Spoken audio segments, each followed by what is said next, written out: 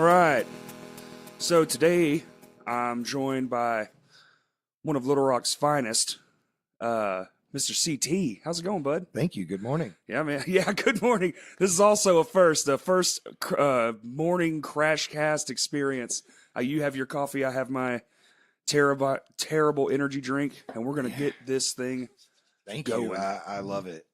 The presentation is amazing. I try. That's one thing I do try. I can't offer you money, but I can offer you an experience. That's everything. Yeah, yeah. But so my first question is, you don't like sleep, I don't take it, because you have you're in Deadbirds, right? Wake. Iron Tongue. Uh-huh. You work at basically every venue. You book shows everywhere. Mm-hmm. You have a family. Yeah. Yeah. That's all of it. Right. Right. You have like so many things you've got your hands in. I feel like you don't have a lot of free time, and maybe. My free time is probably every day as soon as the kids get home, which it's not free really. It gets busy then. Right. But I try to turn the phone off and stuff like Oh, that. okay, cool.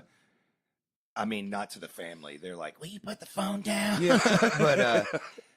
But as far as like doing my work like that, I try to turn it off as soon as the last kid gets in, because that's when supper is getting ready. Right. And then the only free time I really have is like the kids go to bed at like Bedtime. 8 or 8:30, and sometimes 9. Yeah. And then I'm falling asleep. Right. Man, if I'm lucky, I get like an hour. You know. Man, I feel you. I don't have a lot of free time myself. I actually have. Yeah, I'm not doing what you're doing though. That's different. Like, you need some rest time after a day of work like that. Oh, true. Oh, flooring. Yeah. Yeah. Yeah, flooring, and then some. Any manual labor, I would say. It's especially difficult on practice days because you get done working and then you go and you just worn out. Yeah, you just wore out, and then you have to Yeah. scream into a microphone or Yep. or drum or whatever it is, and you get wore out pretty quick. Yeah. And then on Sundays I do this, which I actually have another one tonight. I'm trying Hell to get yeah. I'm trying to get a backlog. That's awesome. Yeah, I'm trying to get a backlog. So, 2 birds though. I mean, 1 stone. That's yeah.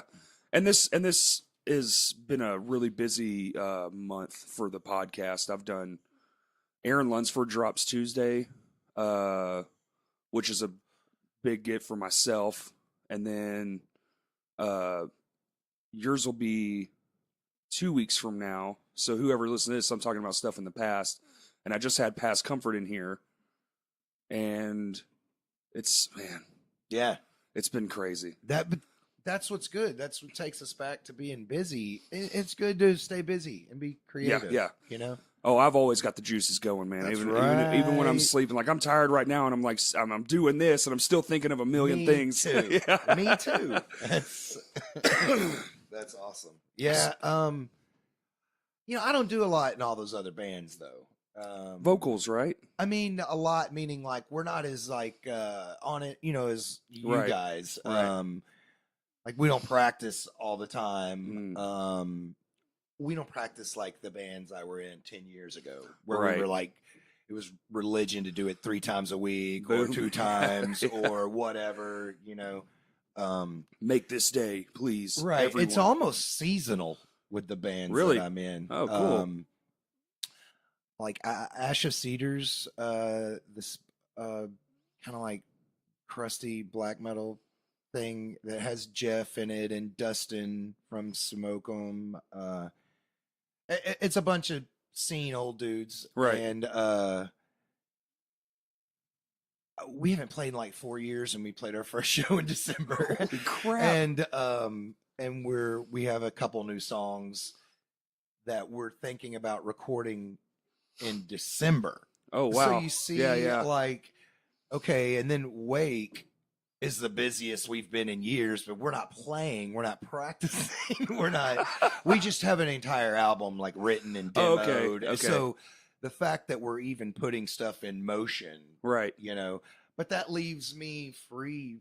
I mean, at this point, I'm still not jamming and Except Right. then that's where Iron Tongue comes in. Like Which is it, one of my favorites. it's I love fun. it. Thank you. Yeah.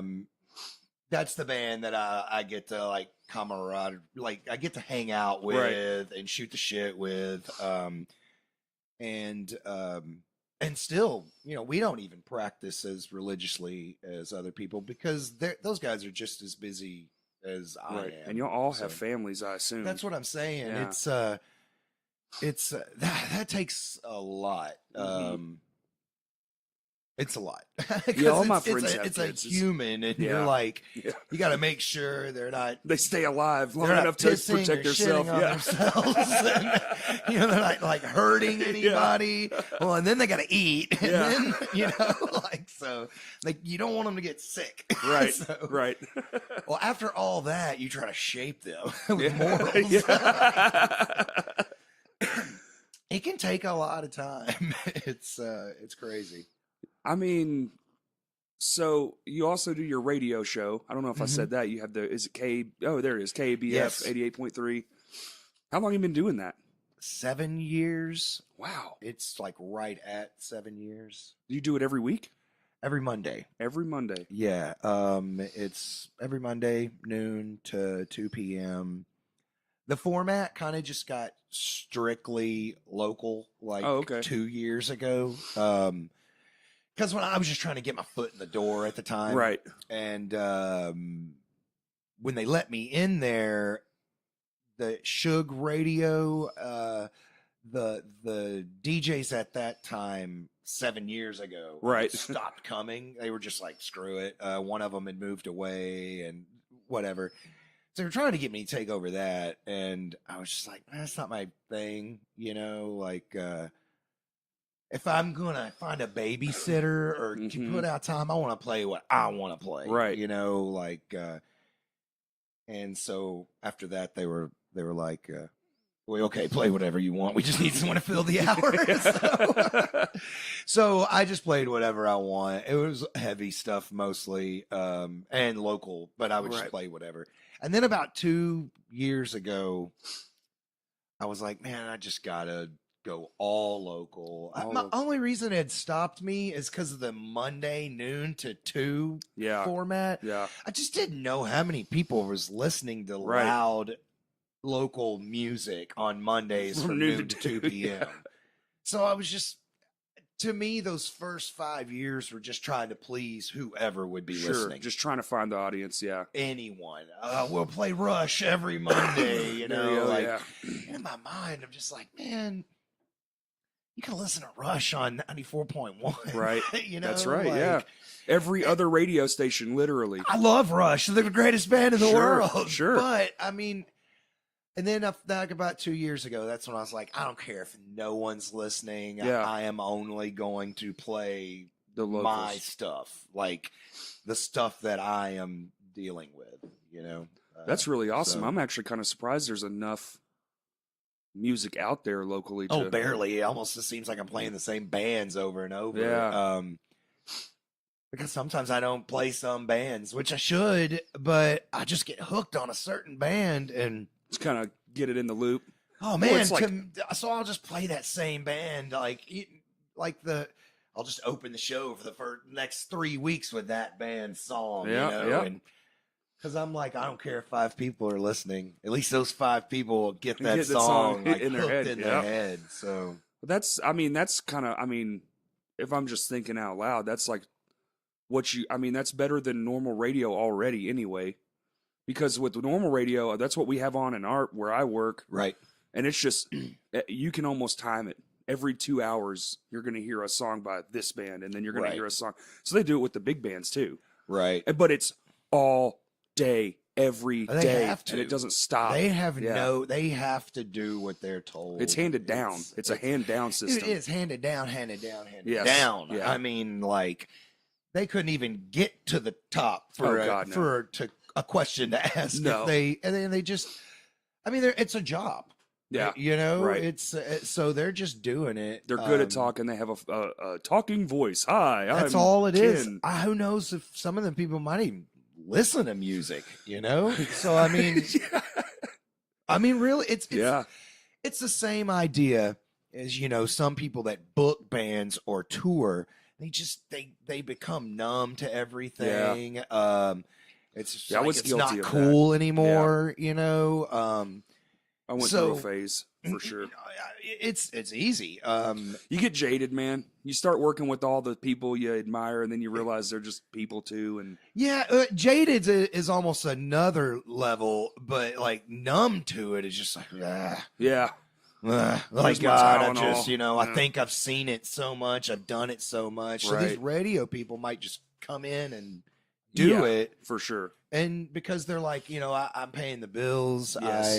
I got to be at that cook off. It's a job. They're- Yeah, Yeah, KBF is absolutely not that. Their format is completely different all the time. all the time. Man, even if they're always cool, in my opinion, because like I'm just like flipping it on and it's just like Yeah. this ancient blues, you know, or like some kind of jazz that I am not hip to and that they are schooling me on, you Yeah, know? Yeah, And to me, that's just the glue, because Right. all the other shows are the weird fill-ins like my stuff, you know, like so the, they're jumping around all over the they place. jump around all over, but their you know, blood and guts are blues and jazz, and it's Right. like, well, hell yeah, I'll join that team. You know, Mhm. like I mean, community radio too.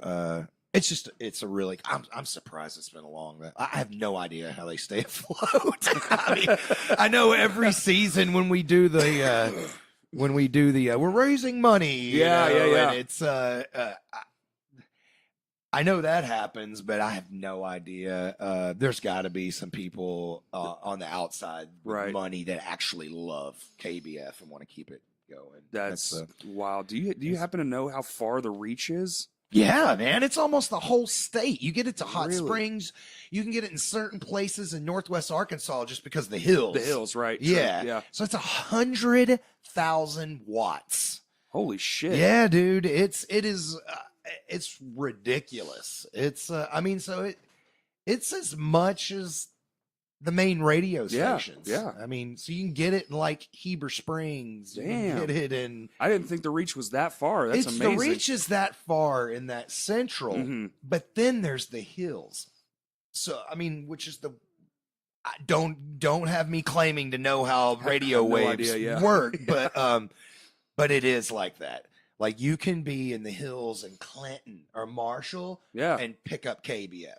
that's You hilarious. you can be in Northwest Arkansas and might have lost it here. And Yeah. then all of a sudden it just bam comes in. And it's really cool. That is cool. It's a neat thing. I would have never guessed it was like that. I always thought it was just like if you jet out of Little Rock, it's toast. No, I get that because my favorite radio station is 94 point. What is it? I can't The remember. classic one, It's from Cabot. 94.1. No, Oh, it's this new rock station. It's been out for like the past 4 years, and it's Cabot. And you lose it going over the bridge from North Little Rock to Little Rock. Huh? And dude, I jam the That's probably why I don't crap know out about of it. it. They play all the stuff that the Point plays, but the songs you were like, oh yeah, I forgot that band did that song. And Oh, they they're played the playing not it. hits. The fucking, Well, they play the ones that were like the middle hits, Right, You know, right. like where they're always playing "Stroke" by Billy Squier. You know, they're playing a Billy Squier song that you were like, wow, I forgot forgot that one. about Yeah, that one. Like, man, I used to stay up at night listening to that yeah, song. like, Yeah. So I mean, and it's like that with Pink Floyd, Rush, whoever. I mean, That's cool. I wish I got it here, but it I doesn't sound like know, it's going to But work. that's back to your point. You know, like you know, you Yeah. lose it there. Yeah, that's So wild. you'll get it if you're on the other side of Cabot, and you'll get it to North Little Rock, but then Well, it's I got to go to North Little Rock soon. I'll tune in and I'll try to take a That's listen. that, and that's where it's still fuzzy. Really? You know? Yeah. Damn. Yeah. There must yeah. be some guy in his house or something. no. It's like some. It's It's a building. It's a guy with a building and no. a. It's a real station. They just don't have reach, and they're Gotcha. only focusing to Cabot. Ah. So all of their advertisement as Cabot businesses. Still a decent stuff like audience. that. It's There's a a lot of. completely like Republican. Yeah. Like all the commercials suck. Like I'm There's just like- I'm what's the- biting my lip the whole Right. time. but they play good jams. Put it back on that rare Sammy Hagar song. Dang, That's fucking funny. So I want to know, man, because me and you have been in the scene kind of adjacently for a lot of years. Definitely my entire existence in it. What was the original thing that got you into doing it? Have you always been a musician, or did you just want to like something? Because with me, it was a thing sparked it in me. A friend of mine played it was the ninth grade, and he played a Freebird solo behind his back, and I just was like, oh, that's what I want to do forever. I was just telling someone the story yesterday in the studio. Yeah, I guess I can't. I have, but of course, like the summer between the 6th and 7th grade, it really kicked in, and I didn't get a guitar until the end of the 7th grade, but somewhere in there, in the 7th grade, there was a Sherwood Fest. They still do Sherwood Fest. It's just way bigger. And it was in a different location. Yeah. Where this is at the old Sherwood Rec in the library. And the week before that, my buddies John Gasway and Matt Kemp were passing out flyers. And it was John Gasway's older brother's band, Bad Karma. And then he was like, Matt and John were like some of the only dudes in school with long hair, same age as us. So anyone else with long hair had either flunked a grade or had already been kicked out, or I mean, because this is like the 80s. Times were different, yeah. Like it was like that. And so we were like a new breed since our 7th grade. Yeah. Because it wasn't middle school, it was junior high. It was 7th and 9th. And then, okay, cool. And like, so even though 9th is technically high school, you didn't go to the high school until it was 10th to 12th. And right. So he had his flyer. I was like, yeah, I mean, what else am I going to do? Like, right. what the fuck? The hell is there to do? This is a band? Yeah, I was like in Sherwood? Like, oh my God, like, this is the greatest thing in the world. Like, and I got there, some buddies were all hanging out in the grass. They're on a stage, truck bed stage, and they break into Rainbow in the Dark, Dio. Right. And I'd never heard the song before. I knew who Dio was, but I'd never heard Rainbow in the Dark yet. And dude, I don't know if they were messing up at all. To me, it was perfect. Yeah, They were really just 10th grade, 11th grade dudes, though. Yeah. So I'm sure they were messing up or whatever. Sure. But some tempo dude, problems. It was flawless to me. My mind, I was mesmerized by it. And I was just like, this is the greatest thing. This is it. This is what I want to do. And then to fast forward just real quick to a couple of years, when I was, it was like the first week of the 12th grade, my band Probation, the summer before that, had just been destroying it, man. Like we were just killing it and packing places and hell yeah. And so we were like, let's rent out the Sherwood Rec. And we rented it out and we packed it out. There were kids in the grass, just, like it was just like heaven. Yeah. And in my mind, I'm like, we've made it. Like, this is it. This is it. We have topped what Bad Karma did. Like I was like, where do you go from here? Like, I mean, and I'd seen, I guess, live bands before that. I hadn't really, before the Bad Karma thing, I hadn't gone to a rock concert yet, but I had been to 1,000 country concerts. My parents, I hated them all. Looking back, I'm like, they were amazing. But at the time, I was just like, when is this over? Oh my God, I don't have a watch. But Stop torturing me, Mom. Looking back, I'm like, yeah, I saw all the greats, but I just hated it at the time. And, so I wasn't affected to a rock show. Right.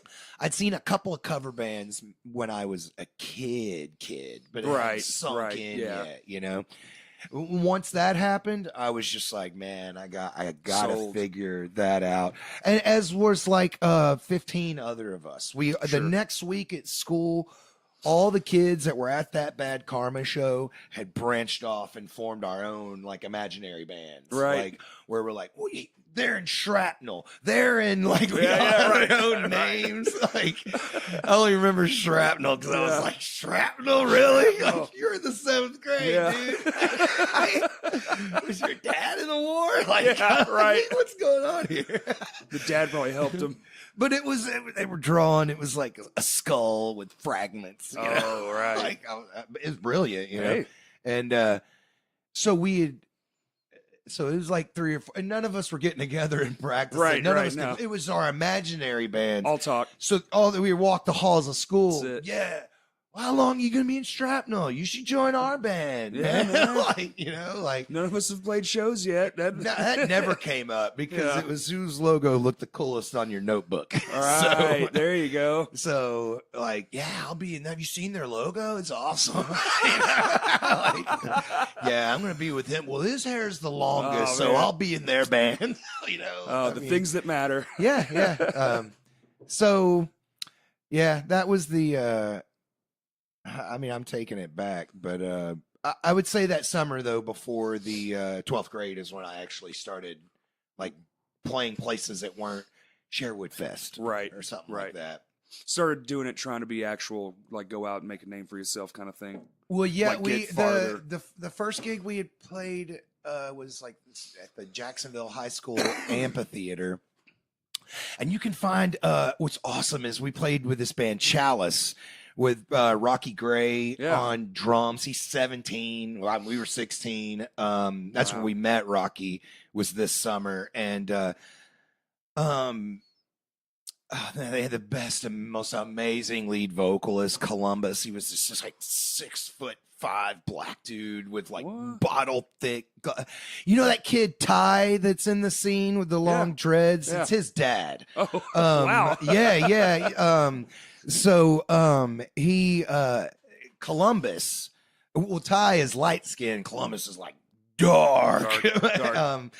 And Columbus was a different breed. Like there was no black dudes hanging out with a bunch of stoner white guys, And he was our king, man, because like he was a few years older than us. Right. So when we were all at the mall hanging out, we just wanted to flock around Columbus. He had the greatest just charisma.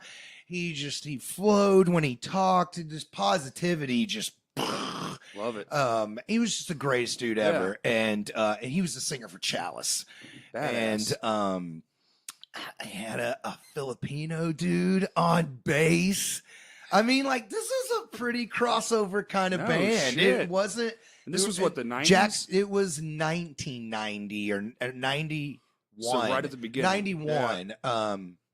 And because this was the end of the summer of our 10th grade. We would be starting Okay. the 11th grade, where like our band just boomed at the end of the 11th grade. We still weren't good and only playing like covers at this point.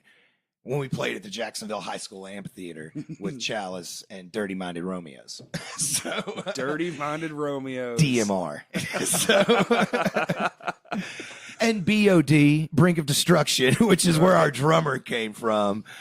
So anyways, but you could look those videos up. They are amazing. The Oh, wow. Chalice set is on there. And they're Just doing on YouTube? Yeah, you can just look up Chalice, Jacksonville High School Amphitheater, Okay. 1991. Hell yeah. And it is incredible. The guitar player, Jeff Ballard, like he went on to do stuff in the scene. Do you remember years back what was it? The Mid-South Metal? Mid-South Metal. That's That's right. him. So he's the guitar player of Okay, Chalice. awesome. These are all these dudes when they're kids. So that was our first gig, and then our second gig was not long after that at Sherwood Rec for Yeah. Sherwood Fest, because that's when we were like, that's what Bad Karma would have wanted. Right. So like, we were gonna get on the next Sherwood Fest that we can. The originators of all things great. That's right. So it was like a lineup of bands, cover bands all day, and we went on at like 10 a.m. in the morning or something. Oh my God. Which was when it was hopping. It was Sherwood Fest. Sure. So, yeah, I family mean, thing. Yeah. Yeah. So it's dying out by 1, you Yeah, didn't yeah. want that slot. So Especially in the summer outside in Arkansas. totally. Blah. So after that, the next summer, Yeah. That's when we actually started like playing venues and stuff, Oh, playing okay. Vinos, Right. and originals. And I moved from guitar to lead vocals. So that was the So- switch there, huh? Yeah, I'd always wanted to be lead vocals. I just wasn't good enough, and I had this gnarly mullet that was not cool. My mom would not let me grow my hair out. So all our lead singers had the greatest fucking hair in the world. Yeah. So, and I would look over at Chris Graves from Wake. Yeah. I've done all my bands with. I mean, Jimmy LeCompte's cousin. Right. Like that's why that's how I'm tight with those dudes, just because we've been in it since we were teenagers. And Gravy, as a good friend, you know, he wouldn't even have to say it. He's like, dude, look at your hair. You cannot be our lead singer. I mean, I would say it. I would look in the mirror and be like, like, you can't do it, man. Your hair is stupid. You're trash. Dude, like our singer Mike Major, he wasn't the best singer. He wasn't a bad singer. He was a Right. good middle of the ground Hey, dude. that's so, And he had the best hair in the universe. Like, I mean, universe of universes. And he was a tough dude. I was still kind of like, yeah. I'm hyper and always jumpy. Mike's that guy you want to hang around. Right, You know, right. like super cool, man. And so of course I understood. I was just like, well, I'll just keep my chops up. I'll play Sure, rhythm sure, guitar. Yeah, Like man, yeah. something eventually happened where I just was like, I don't give a fuck I'm doing anymore. this, yeah. I am doing it. Take control. And it was Gravy's band. We were Probation. Gravy and Tony Massa got caught stealing cigarettes. Oh no. Got put on probation. Hence the name of the band. Hilarious. And Tony Massa was the original lead singer. So he quit, and I joined on rhythm guitar, and I took over the band when that happened. Like, Right. it's like our bass player was Corbin from Sherwood, who eventually was in Crankbait forever. Oh, yeah. So Corbin went to high school with me. Great hair. I mean, amazing hair. And he had flunked a year because he had like messed his leg up like really bad in a skateboarding accident. And he also started school late. Oh. Dude, so he could get beer like Beer, that. yeah. Man. So, and he was dating older chicks, like Right. chicks older than him. Like he was, so we're like, you know, 10th, 11th grade. I And feel then like you're- Corbin is like, and he's incredibly hot, like John Stamos hot. Right. Like his hair is amazing. Fuck, like chest hair, Paul Stanley chest hair. Right. Gold Um, chain, sweating a like, little, he's- always he- glistening. So, and he was friends with me, so I was like, Chris, Gravy, I've got the dude for bass. Like, don't worry about it. And I remember the first time, like, I spent the night at Gravy with Gravy, and his dad went out on a date. We weren't allowed to leave the house, and me and him sang songs together all night long. And he was like, "You're not afraid of singing." Our other vocalists have always been real nervous, you know, and I'm like, no, Yeah. man, I want to do this, but I was not cool, you know, like I went to Sylvan Hills, my mullet sucked. So for the next year and a half, we got another singer, we got Mike, and then that's what I said. I finally was just like, screw it. I broke the band up since I did everything. I wrote all our songs too. Like Gravy had not really checked in, even though he's the lead guitar player. Right. I was writing all the songs, and I was like, I'm breaking this up. I want to start a band where I'm singing. Yeah. So what happened was we just reformed Probation without Mike and with me. It was a diss. I mean, it was looking back. You know, you're young, man. It shit happens. Yeah. Oh, me and Mike are awesome buddies. Right, right, right. I mean, he called me out on Yeah, it. yeah. He called me one day. He was like, I know what you did. And I was like, Mike, I did not mean to do that. I love you. I Yeah. would never start shit with you. Like, you're the coolest guy. I'm shit. That's so Like, you know, like, and he's like, and you know, he did. He said, well, you know what? I'm going to start a band and we're going to Yeah. be badass. And I was like, fuck yeah, you are, man. And he did. And that's what you did back then. You know? Right, right. So, I came in on the tail end of that kind of stuff when you're forming bands and all that kind of unique. It just doesn't seem like things like that happen anymore like that. But while you were talking, I was like, this guy's just describing like a movie. it's dude, and I haven't even got into the drugs or the interesting times of my life. Right. Like, this is just like, I mean, to zip up that we started playing gigs, and my mom was kind of I didn't get to go out a lot. Right. I wasn't as it's because my mom threw the fuck down in her life and just knew what Okay. was out there. And she was just like, hell no, you are not doing that. I barely lived it, like, so I kept my grades up, which I always made shit grades. So I Amen. knew if I kept my grades up, I would at least get to play in the band. Right.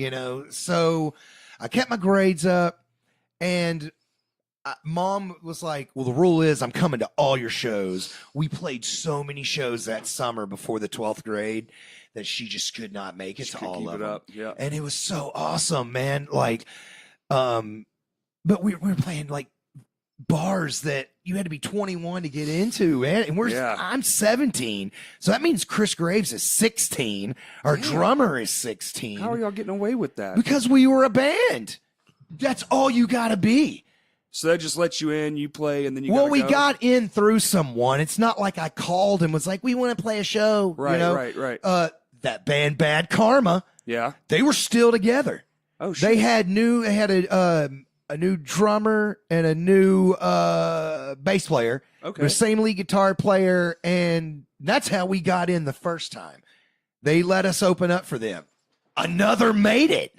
Like, we're Right. opening for Bad Right. Karma at the Whitewater Tavern. Oh shit. In the summer of 1991, like no, 92. That's when that was. So then we packed it. Everyone left after because this is what it was. Tuesday nights, they would do an 18 and up night. Oh, okay. So even though we weren't 18, they'd still let us do shows. And I'm gonna need another. Yeah, I should have bought another one of those energy drinks. Dude, this is a fine time to get on the coffee. Oh my god. I just Sorry. I can't get past the taste, man. Sounds like drugs. You just dilute it with sugar, and That's this right. right Yeah, that's here. what it's I like. mean, seriously. So we packed Whitewater out, so that's how we got in the second time. Oh, okay. They were like, oh, we don't give a fuck how old you are. When can you play again? Yeah, we like your business. And yeah. so, because we packed it in with people that Sure. drank, Yeah. so we had people over 21 in there. So we said, yeah, can we do it before school starts? That would rule. So we did it in August, and that show packed out, man. There's even a picture of that in my high school yearbook. For real? Yeah, Oh, badass. man, it was so awesome. There's my mom has pictures of people dancing on the tables because they left the tables up and it was Oops. so packed. We played Shook Me All Night Long. Yeah. And all of the like old people that were there that didn't leave, that were kind of like, oh my God. Right. We just tore the house down. They were all standing on the tables, dancing to the songs. I got on Gravy's shoulders that night during a guitar solo. Hell yeah. It was amazing. I mean, because it was the rafters at Whitewater's. Right. Pulled myself Pull yourself up. Yep. got on him. It was amazing. That It was is a great fucking show. So then, not long after that, probation broke up. It was ugly. We had a hierarchy dad. The dad was buying our gear, Oh and shit. we were practicing at the drummer's dad, practicing at his house, and a most amazing like Paradise Jam room with a drum Yeah. riser, PA. They painted skulls all over the wall, like Rocky had. Like, so, because this is Wow. where Rocky would hang out too. And like, so we're like, we're in. We practice every day. This is it. Yep. And that's when we found out it came with a price. And we started playing with the door that opened everything for Wake, and everything I do is through the band Sick Shine. That was Okay. that was like our band from the end of this era all the way to 2000, and they did everything. I mean, they got signed. They recorded at power stations where Jimi Hendrix did in New York. Wow. Tony Bon Jovi, this big producer, signed them. Like, they did all this crazy shit like that. Yeah, But big on the shit. underneath, they were like our underlords, you know, of Right. the underground, and their shows like were like just maggots, you know, or moths to a light. It was Right. crazy. The punk rock scene hated it. It seemed like all the stuff that we hear about and revere today, like the Towncraft stuff, and Right. like those, we were like anti that shit, man, because we stunk. We were all on drugs, like so. But we met those guys at our Fresh Blood night at Vino's. Ooh. Probation and Curious George played. Curious George turned into Six Shine.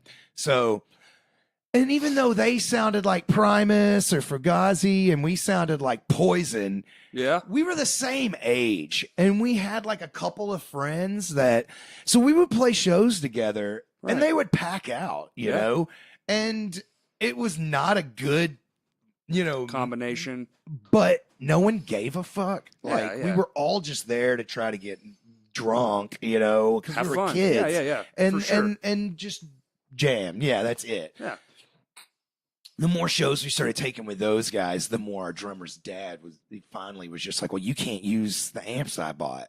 And we were just like, whoa, Oops. Yeah. like a whole nother, like, you know, like just cloud came over, and we were just like, wow, you know, Yeah, like, that sucks. and we were just starting to be a good band. Like the band was writing songs. I had stopped writing the songs. When we started the band on my songs, because I was like, we can't just keep playing fucking covers. Like Right, we gotta, right. Gotta if do we're your gonna own play shit. it Fresh Yes. Blood, the rule is all originals, maybe one cover, Yeah, you know? yeah. And I was like, and that's our goal, is to play Vinos, you know? So and I remember having that goal.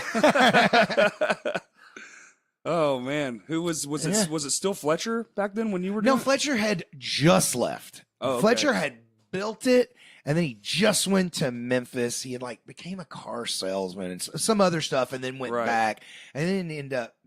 So Fletcher would just come back for visits, you know, Okay, or whatever. yeah. We after that, that's when we were like, we got to figure something out, you Yeah, know, yeah, and Crunch time sounds our last demo was obviously like, it was like you trying not to be cock rock, you know, Okay. like it was obvious, Yeah. like this song sounds like Alice in Chains, and this song, you Right, know, like right. we were, and he was like Jackal had just came out, and even though the other cock rock bands were dying off, Yeah. he was like, no, man, it's still happening. You know, this Jackal album just came out and it's slamming.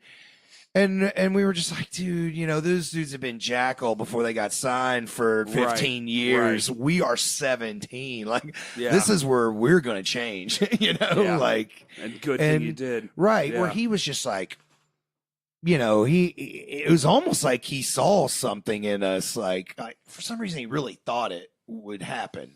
He was buying our reels when we would go to record at Crystal. Oh, right. Like, because back then it was all on All reels, reels, you yeah. know, and he was like, I'm going to buy the masters because you never know. And not because, isn't it cool to have my son's band on master? Right. He just saw. He was just like, they're gonna be the next. Well, big his thing. son played thrash the whole time. That's why he never, and then when we were like, dude, will you just fill in with us? Right. And he was like, fuck, I'm just going to stay with you guys because chicks are at all the shows. People are at Yeah, all the people are at the shows. shows, yeah. Like, no one comes to watch our covers of, you know, Nah, this. Yeah. So he was just throwing, you know, triplets and drums because we never had a steady drummer. Once he joined the band, we actually became a band. Band. And we Right. recorded demos after demos. And then once they dropped my songs, meaning they started writing good Writing songs. their own shit. Yeah. But that's when, and that's what sucks, because right when we figured out about him is when we were like, oh, we need, if we want to keep our gear, we got to do what he says. That sucks. Yeah. That sucks.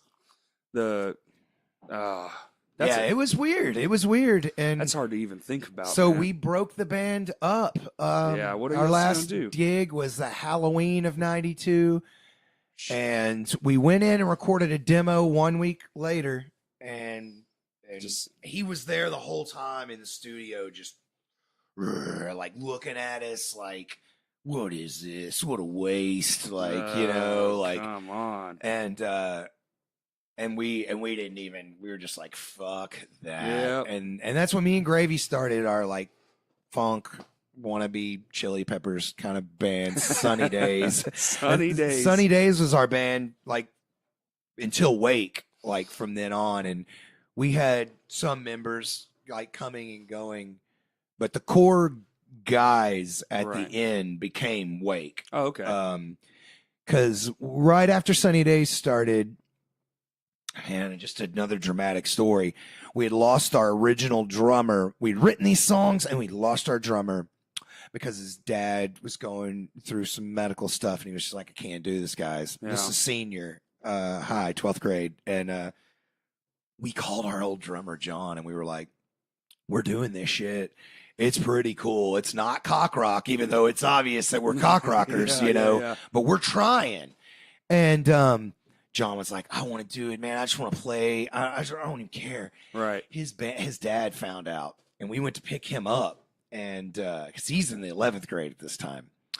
And there was this big fight, and his dad hit him Holy in front of shit. his mom, like punched him in the punched him? face, Fuck. and we were all outside, and we just heard the yelling, Yeah. and he come running out with his cymbals only, and the only reason he made it out was because his mom was like, "No, don't," and like, All right. and then yelled at her son, was like, "Go, just go," and because his Jesus. dad was like, "You're gonna go with them and take them over your dad," and he was like, "Dad, I just want to play," like, No shit. and he was just like, I don't even know how I hit him. It could have been like, he was just like, my dad just hit me in the face, and my mom had to, tackle him, and she told me to run. Awful. And I said, I'm taking my cymbals because I paid for them.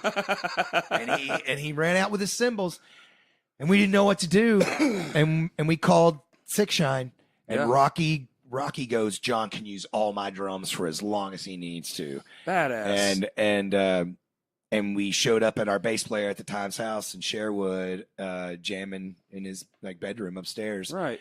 And at that time, Sick Shine lived in a school bus. What? So they were notorious, dude. Like, you would just be like, if you're at a show, all of a sudden this like This is this smoke tattered-ass and bus. explosions and this like purple, like, because they painted it all gnarly. And dude, they were gnarly dudes. Sounds like it. If you're living in a fucking bus, they driving around, did yeah. everything to the extreme. Yeah. Everything. And so they pulled up at our bass player's dad's house, and the bus breaks down. Like, they didn't get to leave until they fixed it 2 hours the later. fuck, dude? And they come out with the drum set, hooked it up, and Right. and after we jammed, they were like, "You guys mind if we run through our set real quick?" And we were like, "Hell no, man!" And to us, that's No, like, fucking we, A. we get to, blah, blah. But they were like, "We ain't got a jam room. This would rule if we could just jump on your gear and because we have 3 shows coming up, And Jesus. it was so awesome. It'd be kind of And- hard to jam on a bus. And yeah, and well, they didn't live on it. They all dispersed wherever. Right. But it was like someone woke up or is instantly in the bus, and then all of a sudden they were all in the on bus. the bus. And wherever, so you'd think, you really gonna bring that bus to the show at Vino's tonight? Where you parking that? Where you go? Like, No shit. they showed up everywhere on Wow. in that In a bus. school And bus. and man, and that showed us a lot as far as like what real friends and Yeah. what you do to have someone's back and to make it through stuff. Totally. And, but our guitar, we eventually, just a month later, got a guitar player, Aaron Mills, who became bass, who was the guy that when we started Wake was the original songwriter. Oh, in okay. Wake. So to take it all the way to that, Right. that's Sunny Days. Just we kind of got better eventually, and Jeff, these are all stories that are an hour long themselves, Right, man. right, But right. Yeah. Jeff, because I don't, Jeff's background at all. He was Jeff and Chuck from Deadbird, Yeah. and then Jeff from Guitar Center, Right. But or downtown's where I first yeah, met man. him. Long Um, time ago downtown. They were in this band Mother's Day Out Yeah. that So I mean, they were on MTV. I'm familiar Not during with the cool times, Right. but they would get played on It's MTV. still fucking pretty cool. Yeah. You can play my shit on MTV right now, and I'm still gonna tell everybody I know. No, even if it's played at 3 a.m., Exactly. you know, it's like, you know, he got played at 3. But they would get played on Headbangers Ball. They would get played. Right. That's right. Yeah, So I do remember that.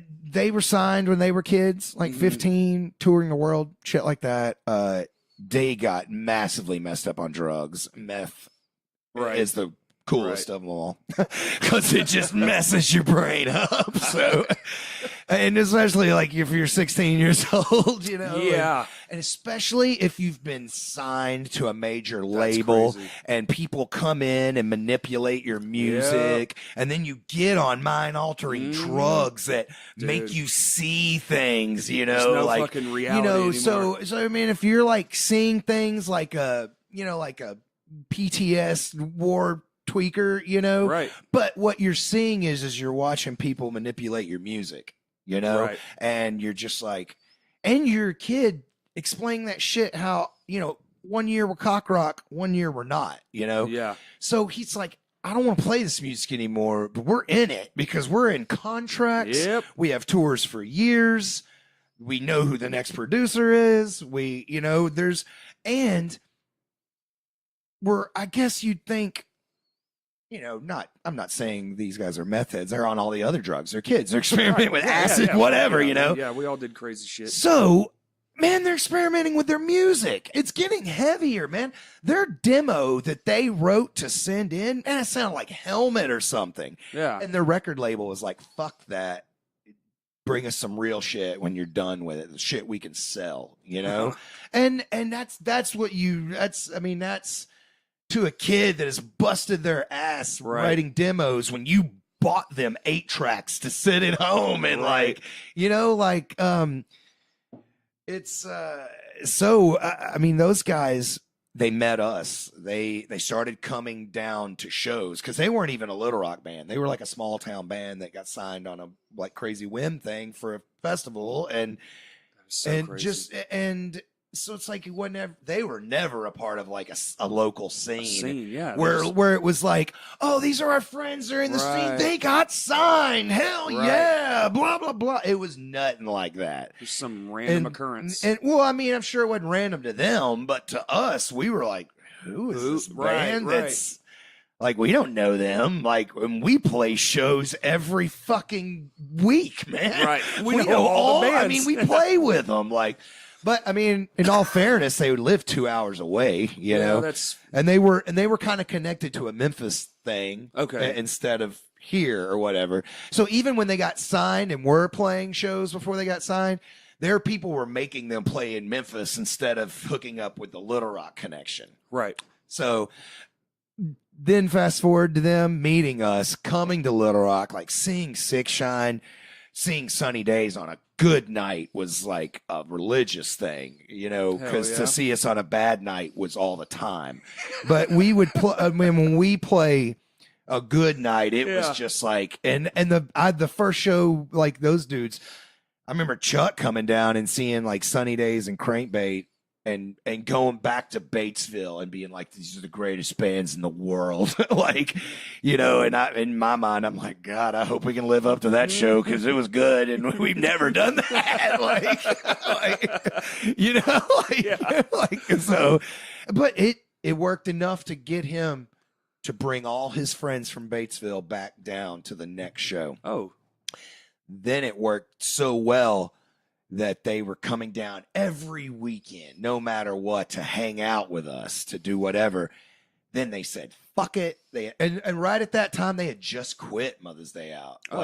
They had done this tour with this band, Greta, and the last day of the tour was at this new venue in Little Rock, Blue Rock Recording Studios, or whatever. Right. It was this new venue. And they did the whole tour, not that show, and said it was something about the drummer breaking his arm or something like that. And that was it. And Jeff told us that day, he was like, man, I remember we got home, me and Chuck went out, we found some shit being drugs. Right.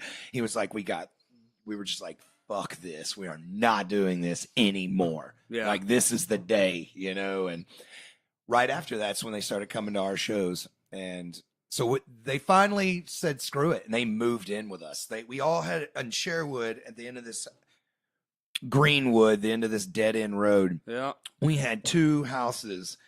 And Chuck and Jeff bought the third one, the last one. Oh and my God. and we jammed there. So Bobby Red lived here, and then the rest of us lived here.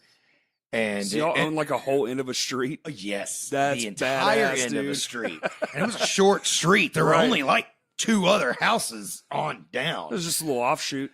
Yes, and well, now they opened it through the woods to make it another half longer. Okay. But back then, it was like 6 houses and all on that, and then And y'all a had dead 4 of end. them. And yes, That's fucking So- awesome. So, God. so I we wish- did everything there because it also back then they hadn't done a lot of work. Like Clinton Elementary wasn't there. Like Right. it was all woods. We had built like a castle of like tree houses, like all this shit. Bobby Red had taken a canoe onto this island in the middle and built a hut in the middle, like of this island. So to get out to where his other house was, yeah. it was like where ours was just like you got to hike forever in the middle Right, of all right. the shit, and then it was just like beautiful all around you. But his was like, nah, man. You want to hang out with me on acid, you got to do this. Like, Go through so- the moat. yeah, well, no, but you couldn't. It was like Leech City, so Oh, you shit. had to You get had in to a get in a boat. boat and had to go out there. Oh so, my God. so yeah, after that they were stuck with us, and we then went to Olive Street, which was like our next Justice Hall because we did shows there. We were banned from Little Rock. We never did any Little Rock shows, even though That's ironic. even though all of us packed shows, we never did. It was just like we were, dude. People never wrote never wrote stories about us. Never did. Mhm. It was just like we were.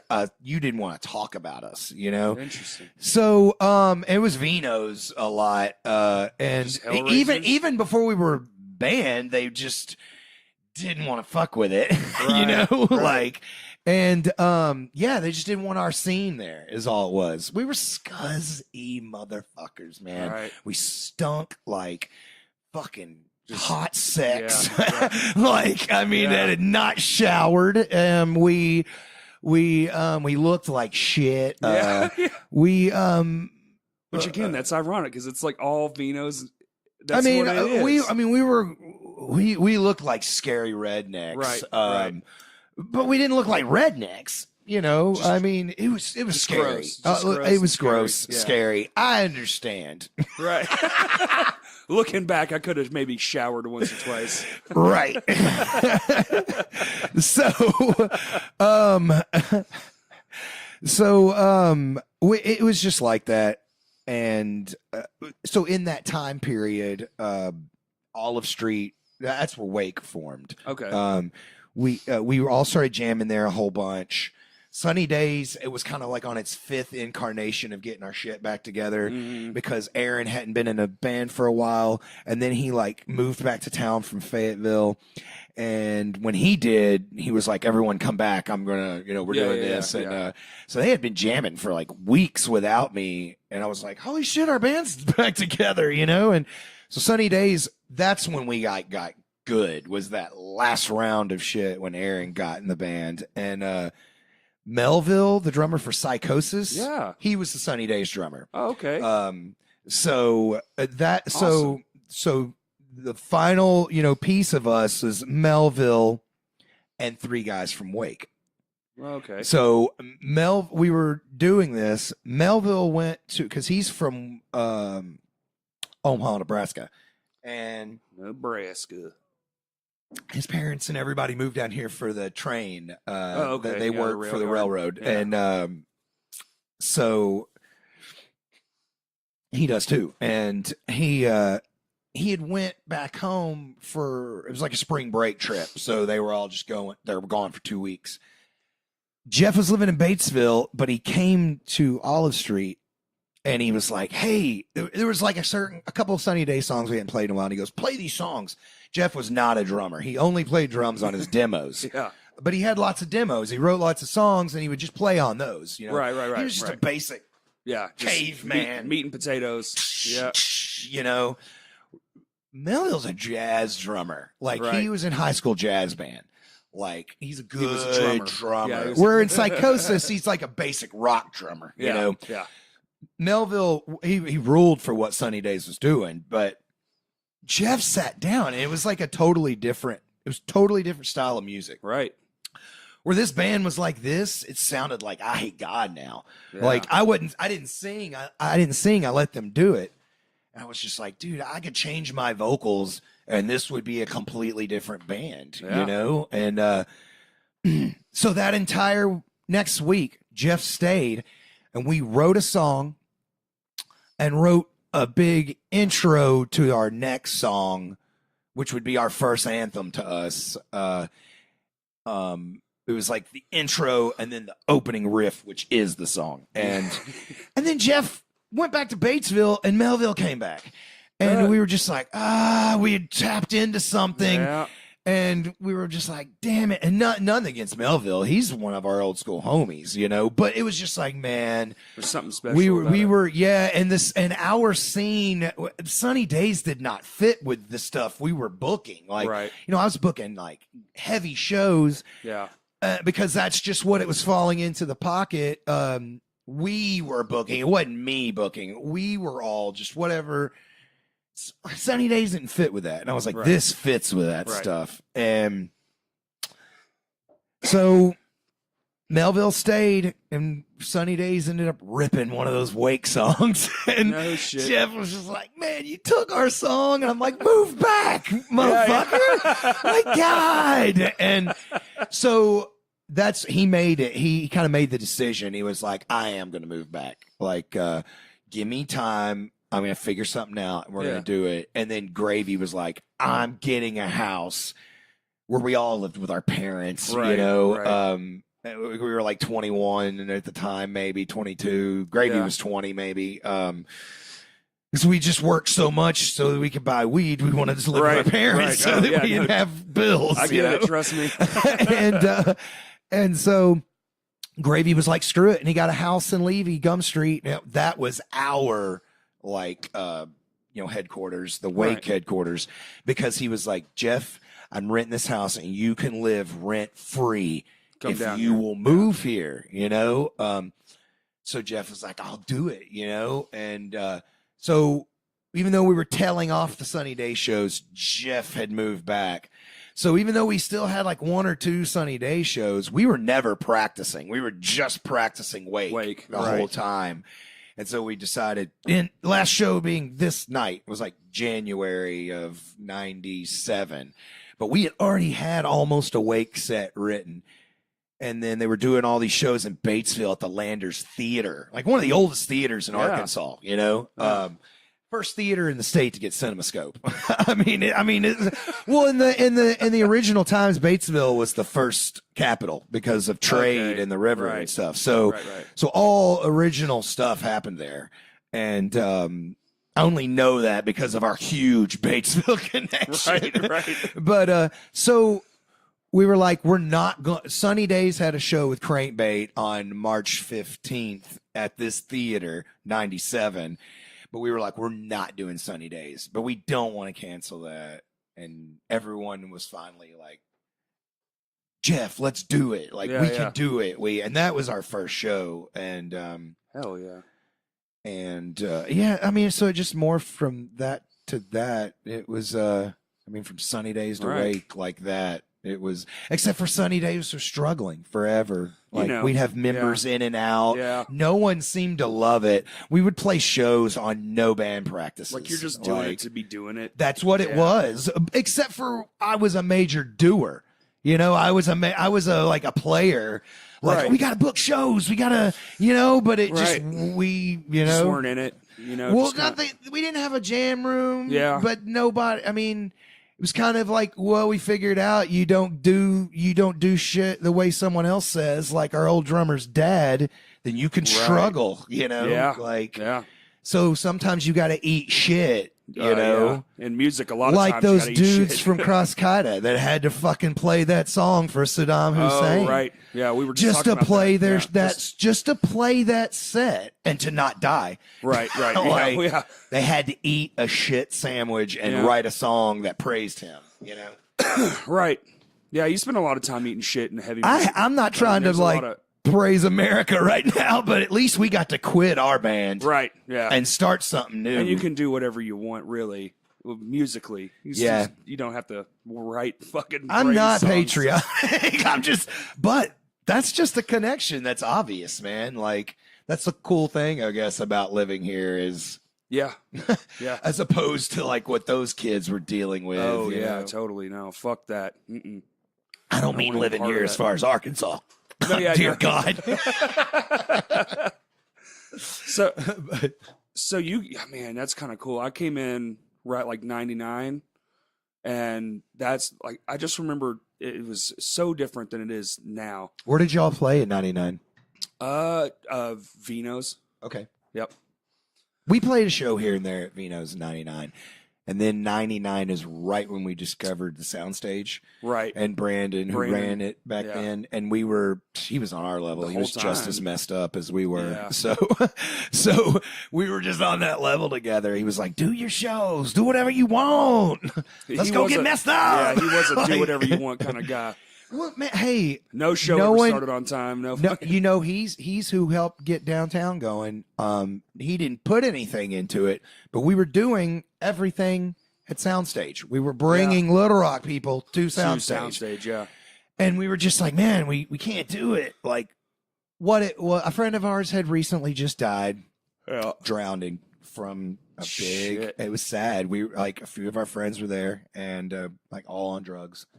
One of those Ooh. things where you're all tripping acid and Yep. then one of your friends die. I mean, it was Yeah. one of those. And when that happened, it was a turning point as far as like not wanting to die, you Yeah, know, right. and knowing that you can. Like, we didn't change completely yet. As far as we still It did takes the, time. Yeah. we still did the bad things, but at least we were like, man, we don't want to go out without a bang. At least like we want to do what we want to Right. do. And so it was all inspired by our friend Eric, and our shows were so big at our house, we were starting to charge people, and we're like, man, we cannot keep doing that, setting up a person at the door and Right. charging them. We were Right. like, it's getting crazy. Gotta go to the venues. We weren't getting in trouble. We were at the dead end street in a ghetto in a business district. Oh, yeah. So it was like the sound was being eaten up by the the freeway. buildings and the It freeway. was, and all yeah, that it stuff, was. yeah. We were getting away with it. We never got in trouble. So it was like we had tapped it, That's you pretty know, badass. and we were just like, We need something like that right now. yeah, we got it. That's another subject we need to get on too. Yeah, I yeah, love yeah. what we got going Yeah. on now, but yeah, it was just getting too good, you know, Right. meaning like, man, we need to do something for the scene for us. We can. It's obvious, you know. Yeah, yeah. So we talked to our Alan Wells, who Alan. was, Yep. you know, Alan. He had been my roommate for the last few years, and he's kind of like a generation before me. Yeah. So where I'm 20, 25, he's like 19. So he was in the generation of our friend that had passed away Gotcha. that we were just talking about. So these are the kids that are like gradual, like Alan was in a band called 613 Mob. It's the same story as Sunny Days. Right. It's like, and Probation. It's like he was in this band. They sounded like Deftones. They were really Sure. good. It was his high school band. And then he discovers Neurosis, I Hate God. Like, instead of, I guess learning about these bands, he learned about these bands. Sure, And yeah. this was the stuff he liked. And so he moved in with me. We did heavy drugs together. Like, we discovered music together. I turned Mhm. him on to a lot of music. And I booked a lot of shows, and he was always right there with me, Right. If I ever needed to talk to anyone about anything, it was Alan. I'd be like, and the reason is because all of his friends were coming to the shows. Yeah. So I'm like, this is your scene, this is what we do. I mean, so It's the same way I have those people now that I talk to, but this was like the first of that kind of thing. Yeah. So we become real good buddies. This stuff happens after the stuff with Eric and our friend. That's when we just start getting in a car and driving around and smoking and looking for places. And we don't know what we're going to do. We just know we have to have live music. Spot. Yeah. We have no idea what it takes to get a beer license, to do anything. But at the time back then, I mean, Soundstage is a place. Yeah. We're like, Soundstage does it. Yeah. Other places had done it. We had done underground. There was a coffee shop in the Argenta district back when it was the slum district, right? Before it became the gentrified place, which is awesome. But back then, no one wanted to even fucking walk down that street. No. Yeah. And there was a coffee shop, and there were some underground shows there, like the crust punk rockers would throw. Oh, right. Okay. When Wake became a band, we started patching that punk rock thing. Like our first show was with Trial, which is this extremely straight edge hardcore band. And we played, we'd do shows at the Belvedere or at MacArthur Park, which is MacArthur Park. Well, the punk rockers then, that were doing the river shows and all that, there were no heavy bands. There were no heavy punk rock bands. So anytime they were bringing in, a band that's coming in from Minnesota that might sound like they're completely punk rock to punk rockers. To us, that's crusty metal. Yeah. Grindcore shit, thrash. Yeah. But they are not. They do not claim that. They are punk rockers. Okay. But there's no bands in the scene to play those shows, or a PA. So all Wake's first shows were crust punk shows. Really? Like because the punk rockers doing those shows were like, we need a PA and we don't have a band, and because the punk rock bands just Sufi Nun Squad. Sure. I mean, they were still dominating the scene, but it wasn't heavy like that. Even though Sufi would play with everyone, the promoter would be like, if I could put a heavy band on it, it would rule, you know? So that's how, we made that connection. But anyways, driving around, looking for looking for these places. And that's where we got it, that we could do it and we didn't need other stuff. Right. We coming to find out nobody wanted that shit. They were like, what are you selling? And we're like, nothing. We're doing shows. Click. Like we actually got hung up on. I believe it. And it was like, they hung up on us. like, was that an accident? Like, what's going on? Yeah. So we there was this place that we had done a show the year before, Wake and Alan's band 613 Mob. Yeah. And then Six Shine had done a show there. We only did like 2, maybe 3 shows there. It was called the Holon Art Gallery, Downtown Music. So it was the Holon, Holon. And this, I can't remember the local artist, but that was his art gallery. That's right. In 98. And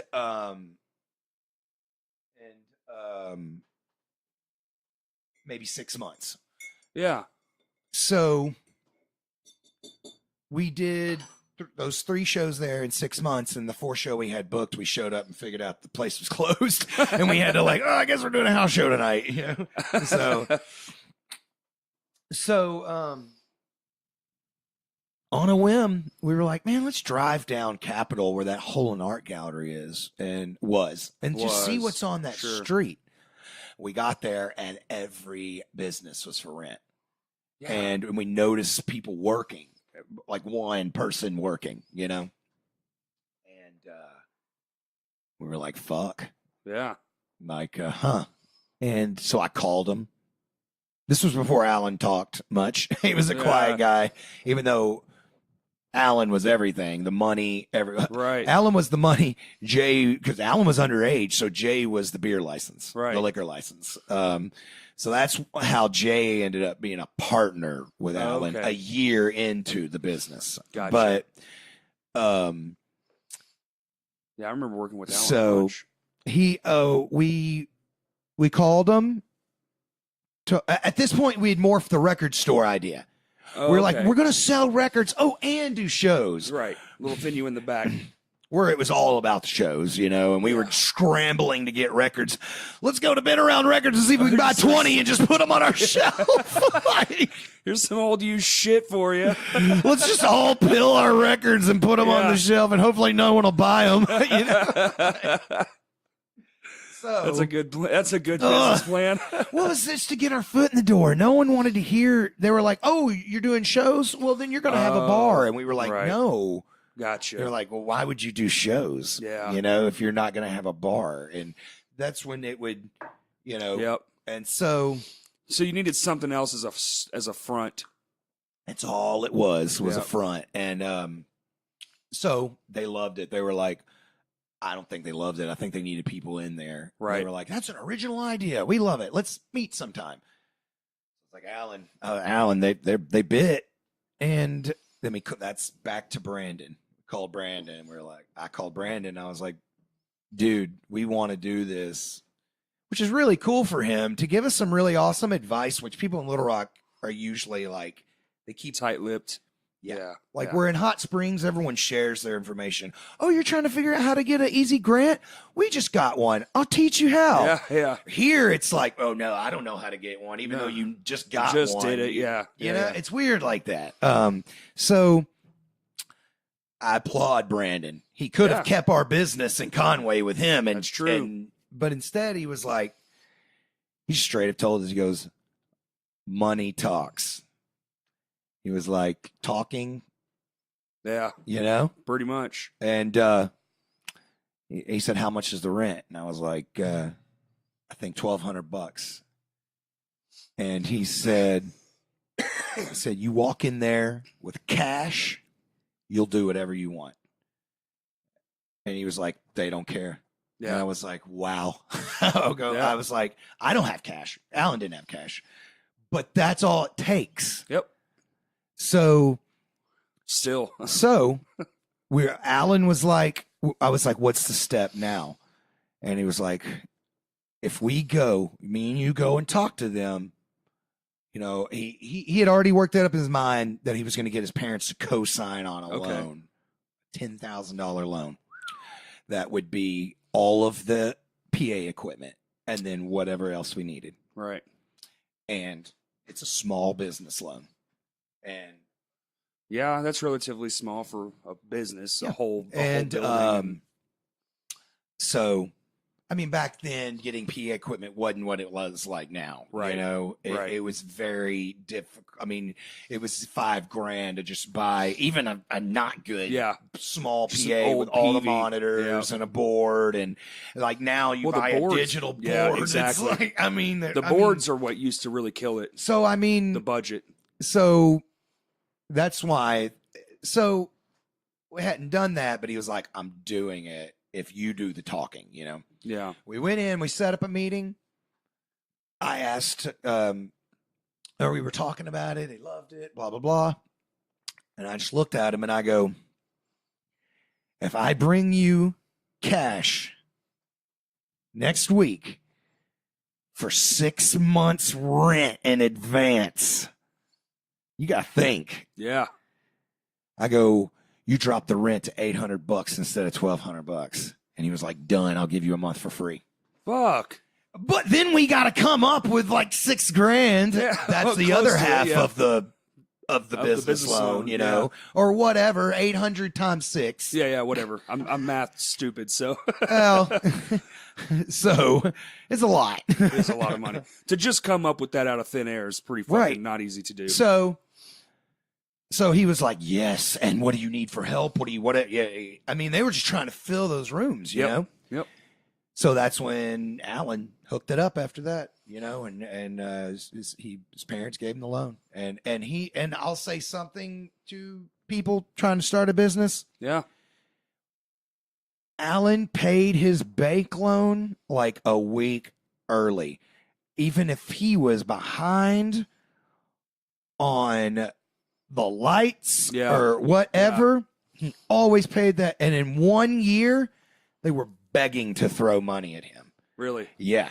They were like, dude, we want to give you a real loan. We want to do this. And he's like, no, it's okay. I'm good. It's okay. But when I want it, you'll be here, you know? And then like 5 or 6 years down the road, he got like another, like a $5,000 loan to like Yeah. up some stuff or Yeah, yeah, whatever. And That's probably when they switched everything and moved that I'm stage not sure. up It on the was back 7 door or something. years before that. Oh, okay. It could have been then. I don't know when he did it again, honestly. Gotcha. But I do know 7 years is when it moved. So, or right, or no. I'll do the math. Okay. It was 1 year before Sam got it. Okay. Oh, well, that would be right then, because the stage used to be in that back. well, it was originally in And then that they moved it back, in the and then front. they put it in the front. Yeah. And then it moved next door. And then it moved next door. Yeah. So, and that's what happened then. Yeah. I mean, that's how Downtown Music. After that, it was everyone coming together, and records sucked. We barely paid the rent, like as far as like making the money. Yeah. And then after 1 year, figured out how to get a beer license, and in one weekend, paid the rent for an entire month. Damn. Of just 2 shows, a Friday night show and a Saturday night show. And that's when we were like, fuck these records. Records got to go. Yeah. We're having a blowout record sale, everybody. Yep. If you work here, pick some. If you love the place, 50% off. There you know, go. like, Yep. get rid of this shit because the liquor is coming. I am the liquor. Because when liquor came, it was like, whoa. I Yeah. mean, it was like beer times. And they actually made money. Yeah. And in my mind, which was the downfall of everything, because that's when you make money and you want to make bigger and you want to Right. move to bigger. And, Yeah.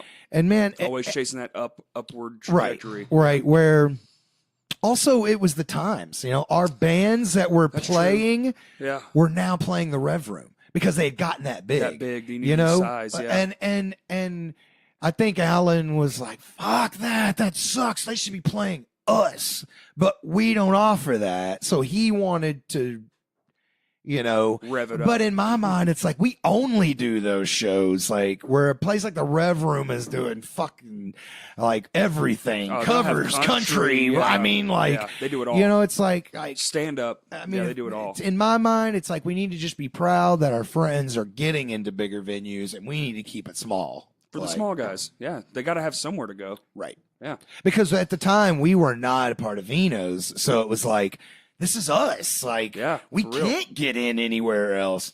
Wake at the time had established, so people had like where everyone was like, you know, they were now like, can we interview you guys and can we Yeah. do this Yeah.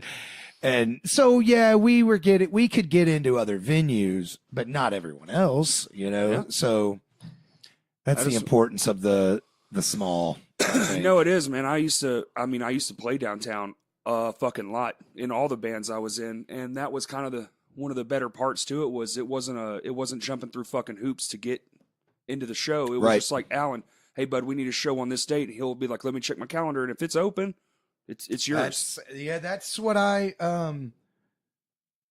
It was a good I kind of approach. hope for, like with Vino's these days. is- Yeah, it's a lot easier these days. dude, I know, It used to be a fucking circus act. but I know how hard it is to get in at the other venues. yeah, So I at least just try to make Vino's the venue that the bands couldn't get into everywhere else. So right. at least there's Vino's, you know. 100%, 100%. I think that's what we were talking about the last time me and you were talking. Was it's kind of crazy how everything just aligned, and if it wouldn't have been for all the things prior to it, I don't know that any of that would ever happened. No. It was the right exact people at the right exact time, and it was just like this. If you think about all the stories you just told, and then I'm actually like in there too, but I'm just some little kid like Right. with those wanderlust eyes, and everything's cool, and downtown music's the shit. And then the other place opened up across the street. Down the road, like Yeah, down the like road. down the block, Yeah, Blank Generation. like Jen, yeah. Fucking, That had to be a paradise for kids, Dude, it was the man. best. Like, it was an old men's warehouse. Yeah. Still had like the little bullshit. oh, I know. fake I mean, I closets. went there. Yeah, it it's was just the that I was best. always busy, like doing downtown stuff. So I never got to go as like a patron. Right. I mean, I saw 3 shows there. Yeah. Friends of mine that played there.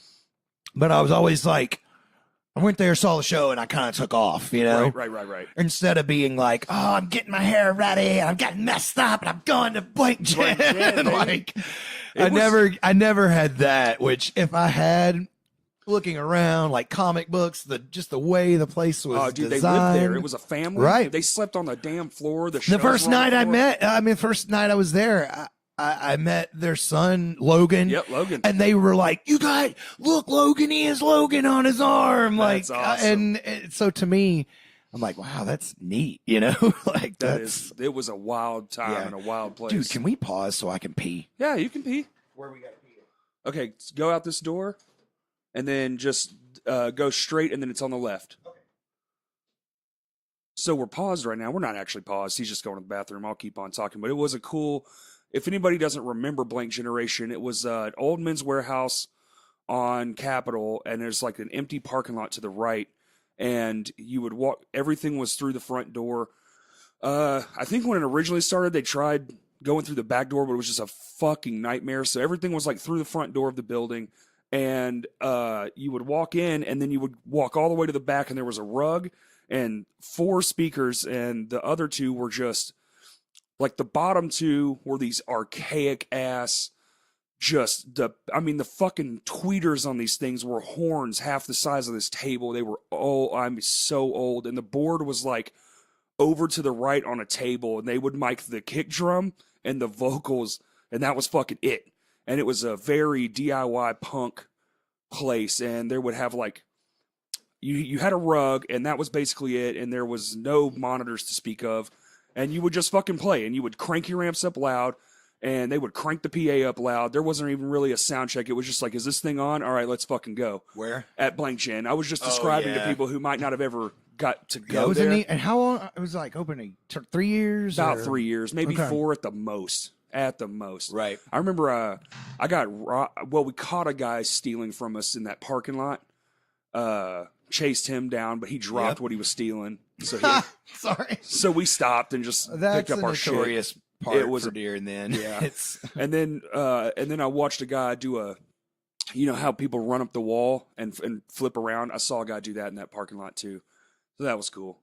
2 random ass stories for no reason, but Blank Gin was the shit. Just the whole embodiment of that place was just. It was like I think the no care, like. Whatever attitude, just do literally whatever the fuck you want. Climb on the ceiling.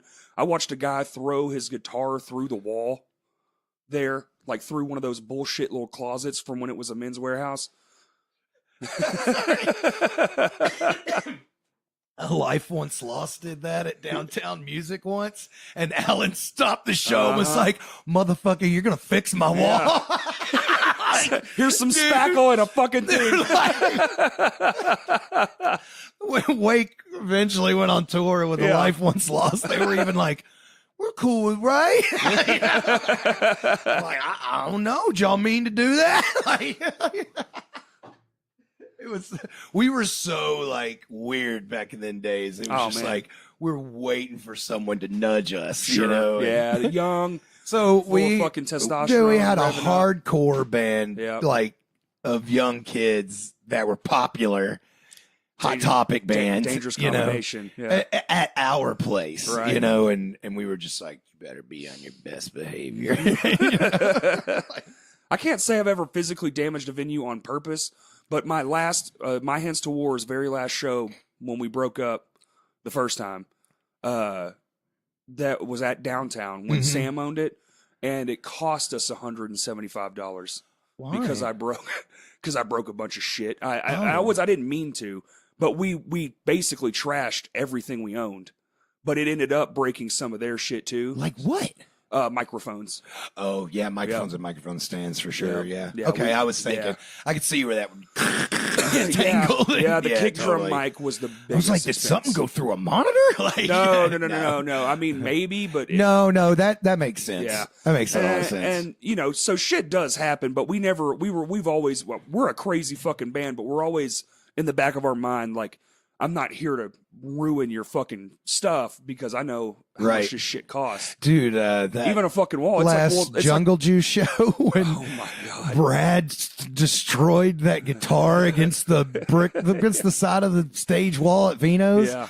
And now Jungle Juice is playing at Whitewater coming up, and I'm That's just fucking- like, that's oh gonna my be- God. That's going to be fucking mayhem, It's dude. like, dude, it's all wood. Do not set the place on fire. Like, That- so how do you be that dad that wants to be cool, but then it says, you can't do that? Please. Just, I want Please. you to have a good time, but please, But please. don't burn down my video. Right.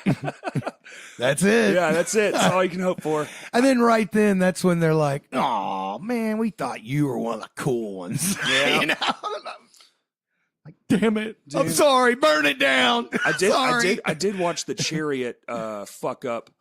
You know, they were famously known for destroying everything, and they stacked all their shit in the middle of the stage in a pile. Well, one of the cabinets was way up on top, and it came crashing down, and it went into the stage. Yeah. So at the Village, there was that piece of laminate flooring screwed to the fucking Right. stage. That's why there was a Wow. hole right there. That's, dude. I'll say, the Vino stage looked fucked.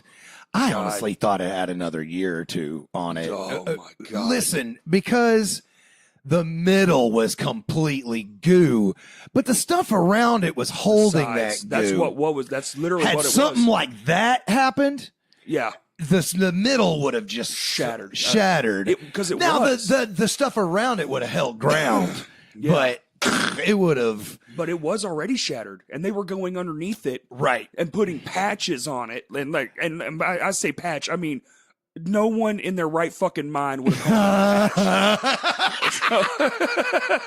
They were just randomly screwing shit to other shit, praying that it would fucking hold together another year. I'm imagining like some pants from the 70s Dude. with like Dude. with like 17 like jean Right, patches. yup, Like, that's just literally like, it. That thing was held on with gravity and hope, my friend. Jesus. Just some crossed fingers. All Yeah. right, another night. It made it. Dude, that thing was so We're just fucked. gonna gut the middle. No one run in the middle. Like everyone just, Just stay on keep the it side. around. Like So we make our band sit up in a U Right. shape, all the way around that's the edges. just our style. We have guitarists. You stay on the left and right. Singer's the only guy allowed in the middle. They're typically the smaller of the people. Jesus. Yeah. That's amazing. But now Yeah. that bitch ain't going nowhere. No, it ain't. No, I like getting back to. I like what we got going on now. Well, Dude, I'm thinking about because there's some young people who listen to this. We had a bad slump. Bad. The whole state. When was it? I mean, it was a fucking. I mean, I'm on another window. right. So you're on a tell different- me when do So you? in my world, Okay. like 07, basically the recession when it hit. Okay. It hit hard and just kind of fucked up shows Okay. too.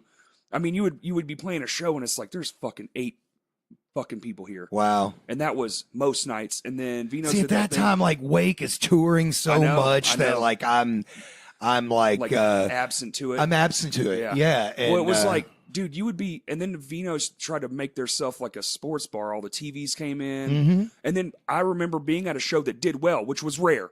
So it was a night where there was all the way to the back, and the guy on stage, the singer, stopped the fucking show, and I can't remember who it was, man. I think it was fuck, I can't. They're from Dallas. They just actually played here with Emery. I can't believe I'm spacing their name, but so they're playing and everyone's watching fucking TV. And so he just stops the show and is like, can we have someone turn these fucking TVs off? Is this really what's going on? So it was like, it was a disrespect, but from the people too. Like no one gave a shit. right. No one gave a fuck. You're at a pretty packed show, couple hundred people, and you're still only paying attention to the fucking TV.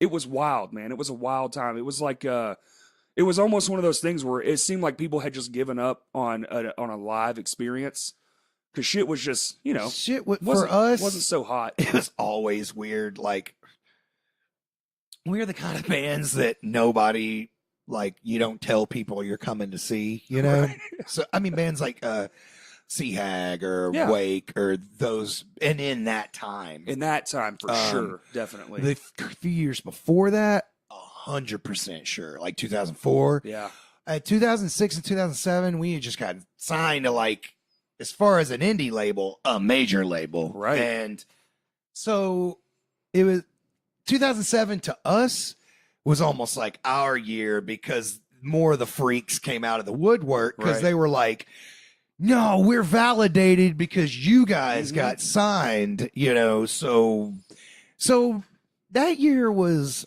at Downtown, and for our bands that were struggling, Right. seemed cooler, I would say. I'm saying Sevens was the start. So But when I that's started seeing it. also towards the downfall of Vino's. Yeah, that's what I'm Was saying. that, Like, yeah. that was when it started. That was the year it started because it was I mean, everything's a slow decline. Well, Nothing just happens. I would say overnight. Downtown Music's more Vino's competition was Yes. 2003 to 2007. Yeah, I'd agree with that. And the only competition would be if they just got one or two of the shows that we wanted. Right. Not two or three of the shows that we could handle, but Yeah. there's just been I can't even remember Right. fuck right now. I mean, it's Sasha, the dude that makes the Dunnable guitars. Anyways, Oh, right. yeah. His guitars are shit. his band was playing at Vino's while like Deadbird and like bands a solid lineup that those guys like should have been in. Right. And then they were playing at Vino's with to nobody Yep. with no local. Yep. And then like all they did was come to the show, go play their show, and then come back to our show. That didn't happen that often. But Shit. that was with the times that happened. Right. That's the only time we were in competition Right. with Vino's. Yeah. They did heavy shows that were our kind of thing, but in all fairness, like Fletcher had that hookup. It was his hookup in the beginning. Right. Like Worked there forever. I mean, we had a separate war going on with Fletcher. Like and that one I can almost understand Right. more. Right. Like Fletcher's the reason we opened Downtown Music. I could believe that. I mean, that's the reason we went to Conway. Mhm. And that's the reason we're doing Straight shows. out of Little Rock. We're doing Yeah. shows like I Hate God in Conway and selling the venue out and doing big tickets, selling tickets Right. in Conway. You know, At like soundstage. at which is- Soundstage with 5% of Conway there. And it's 95% of North Little Rock, you know, like, and we did that with like Agents of Oblivion. Dude, I met my wife at soundstage. Man, I'm a big Soundstage promoter. Like, I miss it. and I honestly say that because Brandon was a gnarly dude. Yep. Gnarly is in. He was like us, man. I mean, he was Right. more of a punk rocker, but he was on the same drug Yeah, level Fired as a we Reason. were. Yeah. And at the time, he didn't play in a band, but he was a great guitar player, and he Yeah. was giving guitar lessons. Yeah. And he would always make that connection with us. You know, he'd always be like, "Man, I love your guitar player," because Mhm. Gravy was classically trained and Brandon was classically trained. Right. Like they both could play classical guitar, and he always made that connection with us, and it felt like he was one of us. Even, I mean, we just came in and he was like, "Mi casa, fucking su casa," you Right, know, right. like, and It definitely felt and like after that all the time. Yeah. in Little Rock, what happened was we were starting to do all our own shows. Fletcher wasn't here, and these bigger metal bands that are big now were not big then in Right, 98, right, yeah, 97. yeah. So we were doing shows at Old Man Kurt's, which was, Oh, yeah. that is the playground, dude. Right. So Old Man forgot Kurt's, about that. when you would drive up the road, there was a sign that said 21 and under. And it was because when he opened the place, it was almost like he was it was geared towards that after school like Right.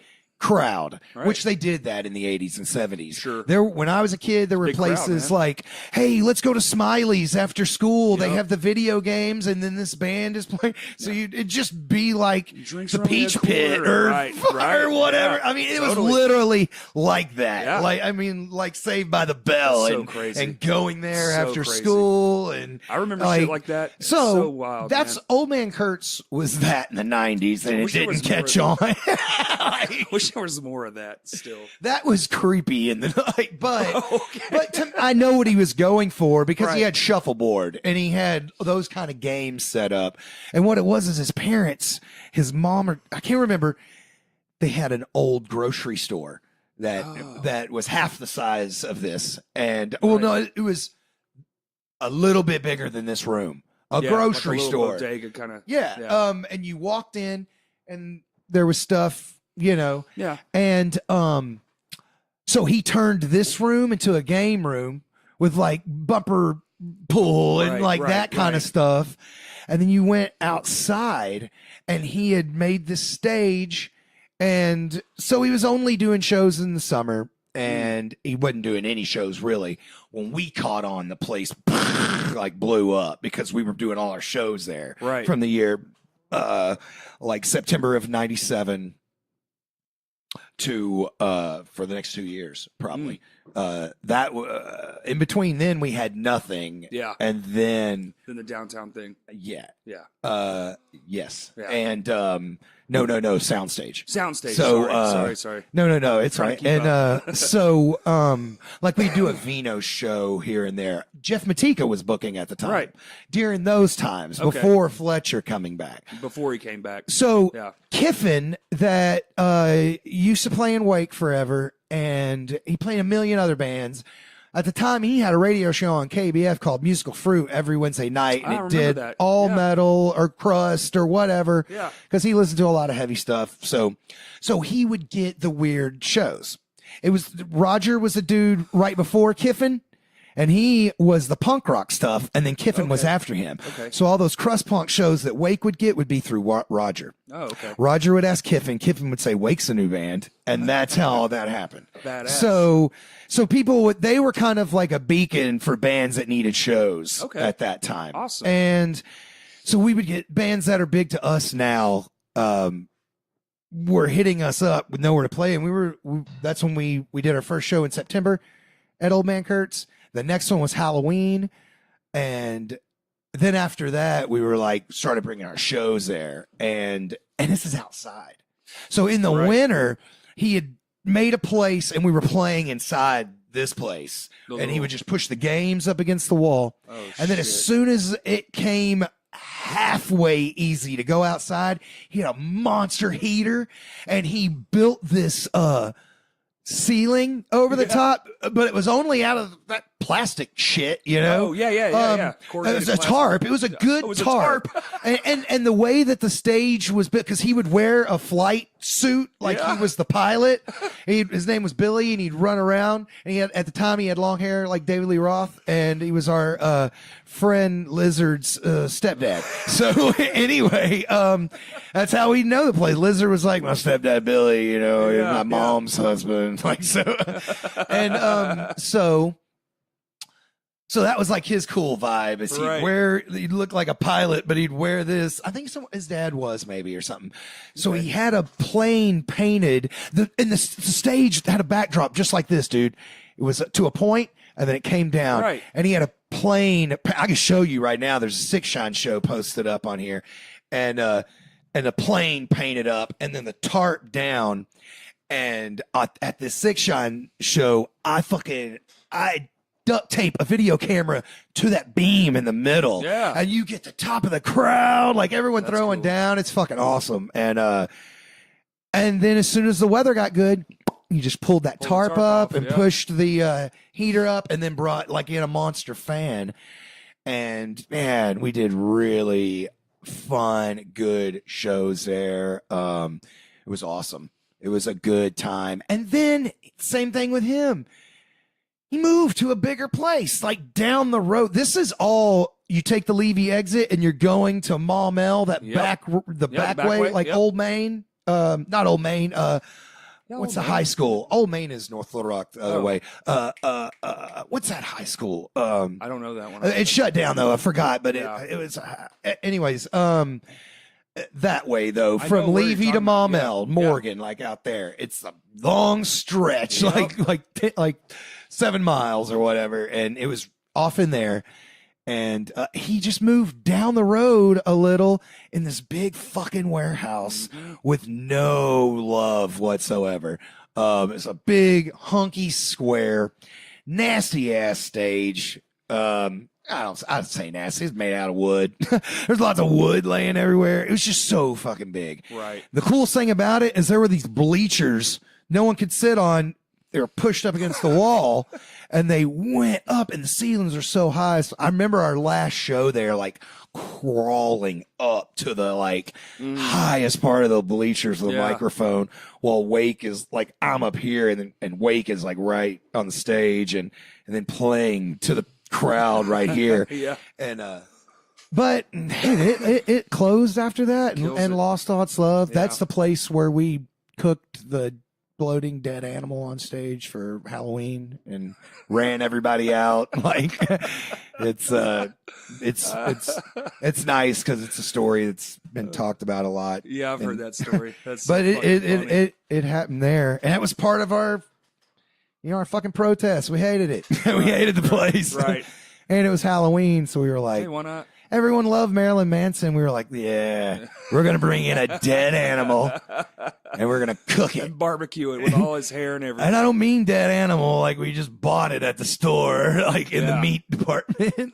like possum. We've been eyeballing this thing on the side of the highway for a while. There's a raccoon on 7. We didn't know what it was. It looked like a bobcat, but it was a possum. Possum. It just had been bloated so much that its teeth were gnarled out. Gross. So it's like, it's got to be a vicious cat. Vicious marsupial. Yeah. Them fucking things are piss and vinegar. Fuck yeah, they are. So, when did you come around to the... Because Vino's went through a lot of changes, and then Fletcher left permanently. And then Sam and Haley start coming up through there, and then... Sam left Vino's right at the end of Fletcher. Just I remember the throwdown that made her be like, I'm fucking out of here, you know? And it was the Phil Anselmo show. Oh, God. It wasn't Phil. It was, I mean, I probably shouldn't be talking about this shit, but Fletcher didn't have the guarantee, and Sam had to go to them and be like, they didn't give you the money. I could be wrong, and if I am, I'm really sorry because I don't mean to misspeak on it. Anything. That's fine. I just know that some bullshit got left on Sam, right? Until where it was fucking. It sounded like it might not have been the first time, and or either or, it was hard enough for her to be like, "Fuck this, man." Yeah. And at that time, the Village Juanitas opened. is still a thing, But the Village, right? So that's Sam went to the Village, and Blake was doing the Village, and a bunch of people had their hand in at the Village. Yeah. So Aaron, James Snyder. But what are you saying? Where did I come in? Yeah. When did you start coming to Vino's and doing stuff like? Oh, like when did? Because I work there technically. Yeah. Okay. When downtown closed. Oh, okay. Right at the end of downtown, I did 1 or 2 shows there. You're talking about before it right? closed? Like downtown was still open, but it was closing in 2 months. Right. Okay. And I did like Noisome and Jungle Juice and Napalm Christ. I mean, all in one show. So it was it was like Jungle Juice, Napalm Christ, someone else I just can't remember, and Noisome, and it was fucking rad. Yeah. And then at the exact same time, I don't like telling this shit. I just won't mention names. It was double booked by the guy that was booking at the time. Gotcha. And Robert, who was managing the back room, Lieutenant Dan. Yep.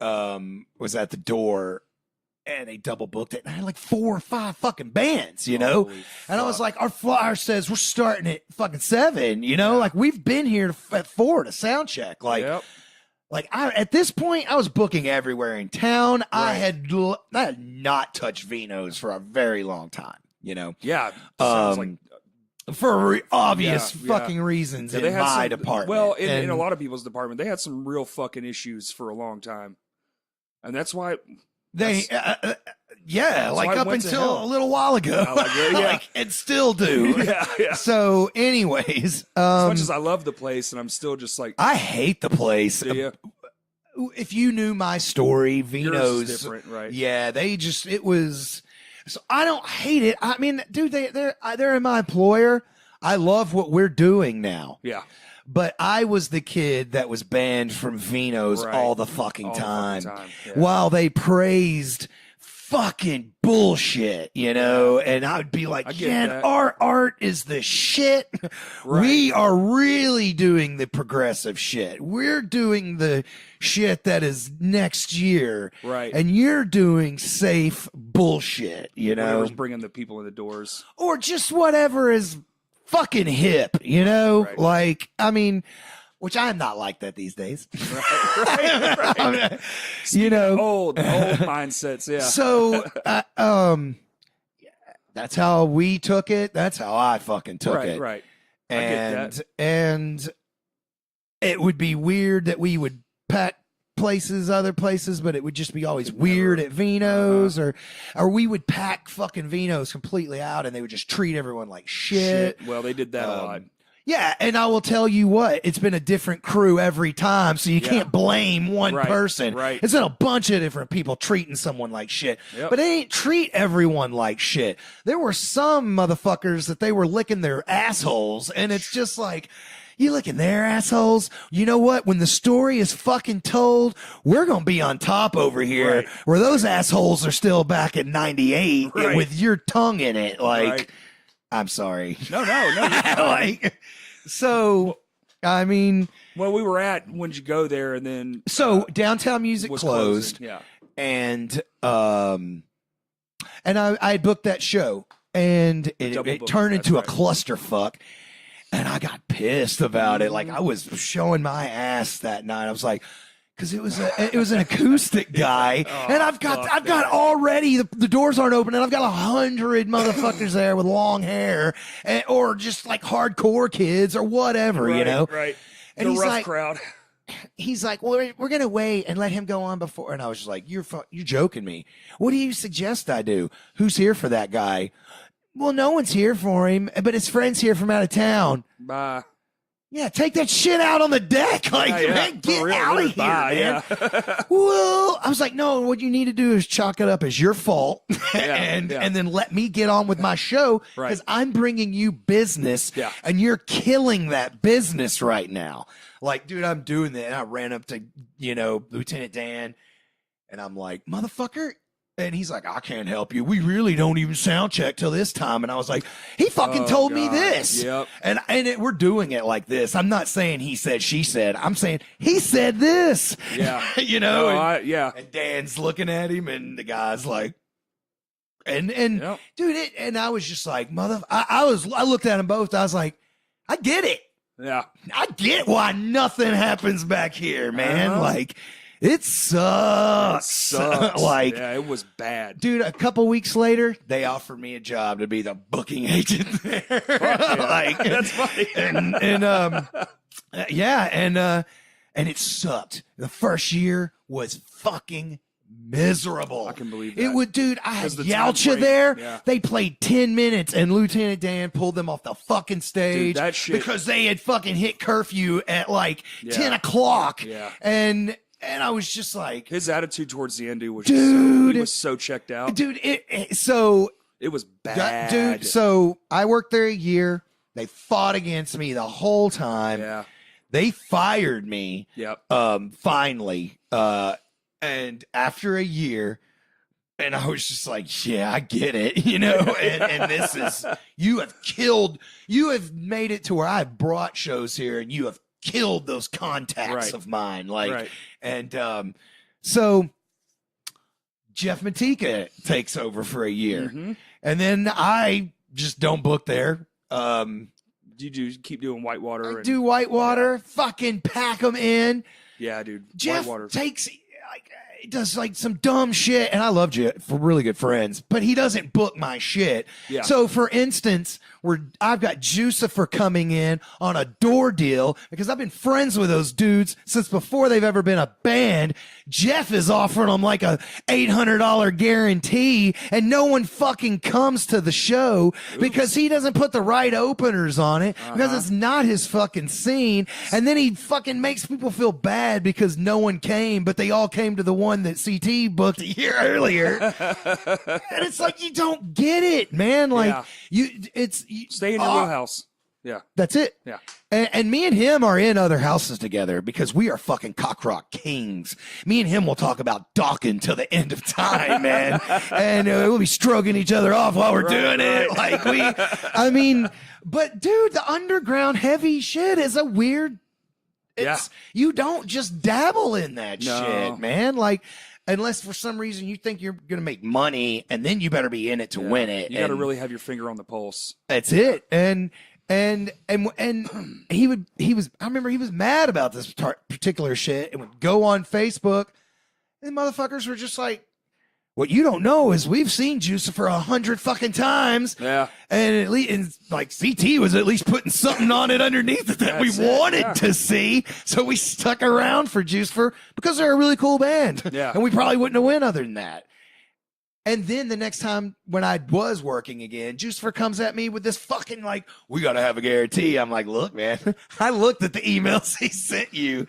You need to take it back to where we were. Right. Right. I'll be here when you're ready. Yeah. Hey. And they did. They were like, cool, we'll take the deal you gave us. and just a standard. And they packed the fucking house that night. Well, you know, and got more than the guarantee that they would ask for. Of course. Yeah, of course you would. Why? I mean, you know, there's a lot to that, but also, you know, heavy shows require looking at the bigger picture. You can't just look at the one band and expect the draw to come from that one band. Fuck no, not in Arkansas. No. It doesn't work like that. I mean, for instance, the other night we did the Obsessed. We had over 100 people there. Everyone checked out by their fourth or fifth song, you know? Yep. It's just, dude, it's Arkansas on a weeknight. But you want to know what I did to get everyone there? Put Tempest Terra's first show back for almost a year. Yeah. With all new songs.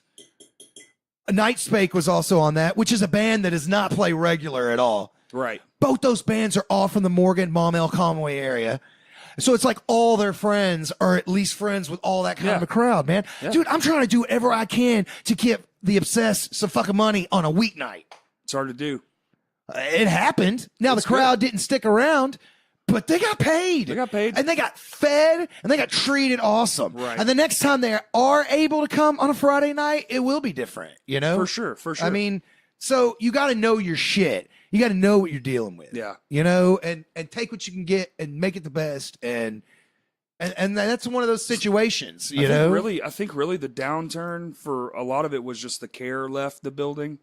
And people just didn't give a fuck. No, I didn't care when I worked there. I was scared on my toes the whole time because it seemed like they fought me on everything. So I left for a year, and Jeff Matika worked there with Dan. Yep. Robert. Yeah.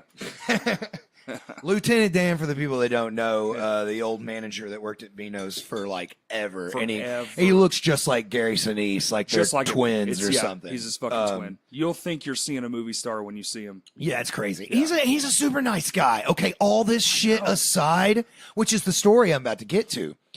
Jeff and him have been friends for years because Jeff had worked at Vino's every position, you know? Well, Jeff, the whole next year, Jeff's booking those shows and learning that kind of shit that I just said. Which is the same kind of shit I would learn for a band out of my scene. Right. You know, like I'm not trying to, it's just something I had to learn over 10 years, that Jucifer rule or whatever, you know? Right. And that wasn't the problem with Jeff, man. He said, I mean, it was horrible working with Robert. Like he hated it. He hated the job. Fucking hated it. Jaded. Yep. He was just pissed off about it. Yep. After a year, Jeff quit. And went to Chris, and that's a thing. Chris knew that is the manager. He's the boss at Vino's because the owner Henry, people don't see him that much at all. I mean, he's there. He signs checks. He comes in. He does stuff, but it's in the shadows, Right. you know? Yeah. So Chris is the face of Vino's. Yep. And those three guys are old friends. Like Yeah. like Chris started out as a cook with Jeff and Robert. So That's I mean, crazy. and Jeff had to go to Chris and be like, I'm quitting, and it's because of Robert. Like it's miserable. We Yeah. were good friends, and now I can't work with him. Like Yeah. I want to go back to being his friend. You know, like No, I get it 100%. and right after that, so I worked there a year. It's hard for me to think back on what years these were. Maybe More recent. It was directly. I mean, it touched basis with downtown closing. There you go. It was so that Noisem show. Yeah. We booked the very last downtown show ever at that Noisem show. Right. Like Napalm Christ had the date, and then we found out a day before that Noisem show that that's the last show ever. So at that show, Napalm Christ was like, "Does everyone just want to play on it so we can all be friends at night?" You know, Right. and it happened at that Noisem show. So it's like I just started working at Vino's Downtown Gotcha. Music, and that was the year that sucked. And then there was the year that sucked for Jeff. And then after that, Chris approached me about a different deal, saying, "I want you to do shows. We're going to give you this cool percentage, and you'll make money." And I don't do that. Yeah. Like I don't take a percentage off my shows. Like the only way I would make money is if the show was so awesome you didn't know I made money. Right. Right. And everyone's getting paid at that Everyone's getting- point. yeah, And so it's like there's never if you're like, was that all the money that's made? Yes. Like because it's just to that, you know. Yeah. And so he was trying to make me that deal, and I just didn't feel comfortable with it because I'm like, I know my numbers. It's not commercial numbers. Like, I'm like, dude, if I only make $500, I don't want to take 100 from that. Like, I'd rather give 400 to the touring band and give 100 to the opener, or give 500 to the touring band. Like, I mean, and just explain to the 4 openers that there wasn't enough to go around to 4 openers, so we're gonna all give it to the touring band. You Right. know. Yep. So it's like when you're dealing with so many bands, there's no room for me to squeeze shit out of this, you know? Right. Right. And so I told him, I was like, I want my job back, but I cannot work with Robert. I was like, that is what has to happen, man. Like, and I think it had nothing to do with me. It was in the works already. That Yeah. that they were like, Robert is not going to be back there anymore. Well, they had to know. Come on, man. No, Hey, they knew. Yeah. And it wasn't me. Where before it was a me. They were probably just hoping it was me. Right. Oh, he's that dude from Right. Wake, from the Six Shine crowd. They've always hated us because we've always hated them. Yep. Like I mean, And he's been here forever. and he's been here forever. Literally. So why would Literally, him? Yeah. right. I mean, he was there my whole fucking career until he left. I Right. don't remember a time when. But what's crazy is when I first started, he was awesome. No, there He was dude, fucking great, and I'm sure he dude. is now That he's year not that I in worked, that he place. was miserable. There were lots of times we saw eye to eye on shit. Yeah. There was this time, our sound man, who was the regular sound man at the time, he got rid of. I came in, and the old dude Lee that was just hated everyone. Triple Like, ponytail man, dude, Yeah. and Wake had gotten in fights with Lee on stage. Like, we opened Lots up of for Living bands. Sacrifice after 10 years of saying we will never step foot there. Sam and Living Sacrifice both reached out to us like, this is our reunion show. Yeah. Rocky's been in Evanescence for so long, so we broke up. Well, now we're back. We want Wake to play with us. And we were like, fuck Vino's. Like, man, you play at Downtown Yeah, Music if yeah. you want to play. But they all convinced us. And Lee fucking started shit with us, like yelling at us from the monitors in the middle of our last song and shit. yeah. I mean, it was a fiasco. And so, I mean, when I came on, I was like, Lee's getting the fuck out of here. Bye-bye. Like, Yeah, bye. And he was. Dude, it would start And out. what was awesome is as soon as that happened, he sent Henry and Chris this tweaked out, like 12-page fuck you message fuck? that was like, oh my God, you had to be on Tweak to write this shit, man. It's What the like, fuck? you are going into so much weird shit on here. So it made it seem like it wasn't me, like Good, that he yeah. was dealing with shit or whatever. And God bless him. I loved him for in the sure. Sunny Days years. For sure. But But he would fucking like- walk in and just throw the fucking crate of shit down. That was the first thing. Yep. That's the first interaction of him just fucking Yep. and just piss and vinegar the whole night. It was bad, man. Yeah, no, so got rid of him, and then the other guy kind of stepped up as a main dude. And then like I would have these shows and he would be hanging out like in my mind, if you're sound, you're the busiest worker other than the doorman. Mm-hmm. If there's no doorman, there's no show unless it's a free show. Right. And so he's the most important. Whether you sound like shit or sound great, you need that money. Okay. Right. So then there's the sound man if you care about anything after that, you know? So it's like, so it would be like, it was like Vino's finally had cool shows again. Yeah. So he'd be like, what's up? Like hanging out. And this is what I'm getting back to me and Robert seeing eye to eye on Right. shit. Dude, we were saying something so much to this guy. Not me, Robert. He was backroom manager. All I did was book shows. Right. And dude, you know, I am incognito. I don't show up at Vino's a lot. Yeah. These years, I was at every show. And that's why I'm burned out to where I'm almost like, I don't want to show up. When I Yeah. was showing up, shit was bad. Yeah. I'd rather stay in the shadows and watch it be good and Right. maybe like peek in and like, yeah. And fucking, you know, there were a million rumors of Fletcher not only taking what he got paid, but taking cuts and shit like that. I never want to be that dude. Yeah. I'll be like, I can't take a cut because I hadn't been there for a month. Like, Right. so, and that was the other deal they offered me. They were like, well, would you want to take a deal with it? When I told Henry and, you know, Chris, I was like, I just want to come back regular, getting a paycheck, and I'll just book good shows. Henry looked at me and goes, and you don't want nothing else? Like, you're not going to take a cut? And I was like, I just started smiling. I was like, yeah. no, man, I'm just going to book shows. I don't want your cut. I just want to book the shows. I'm just going to book shows, and, you know? and inject some love back into this fucking room. 'cause Yeah, it's which dead. it took forever. did. All the way up But until it's like working. maybe a year ago. But So, it's working. we started cleaning house, getting rid of these people, man. Like we set up a meeting with that sound man to discuss why he talks so much and doesn't fucking get the bands going. And he quit. He didn't even show up to the meeting. Shows me right there, man. Like got new sound men. Robert, I left, came back. We got a new manager. Yep. He didn't give a shit, but he wasn't hateful. Right. Right. So that's when we hired Drew as his right-hand man. Oh, okay. And that's when I finally started getting, but at this time we always had Brian. Yep. But our sound is complete shit. So Oh, the PA was and then fucked. Marcus Lowe, and he was getting completely burnt and jaded from everything. You know, I mean, he's one of the original people that started Vino's as far as like his band, like that scene. Like there would be no Vino's without his bands and those bands. I agree. And to just come into work and not the love be put into it. Yep.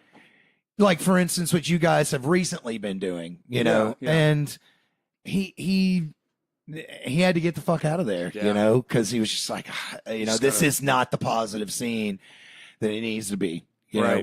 And he knew, he was like, CT, you're booking your shows, but you're not here. You know? And I agree with him. I'm not arguing. Yeah. And I'm like, look, I'm trying to keep my safe distance. I know I want a job.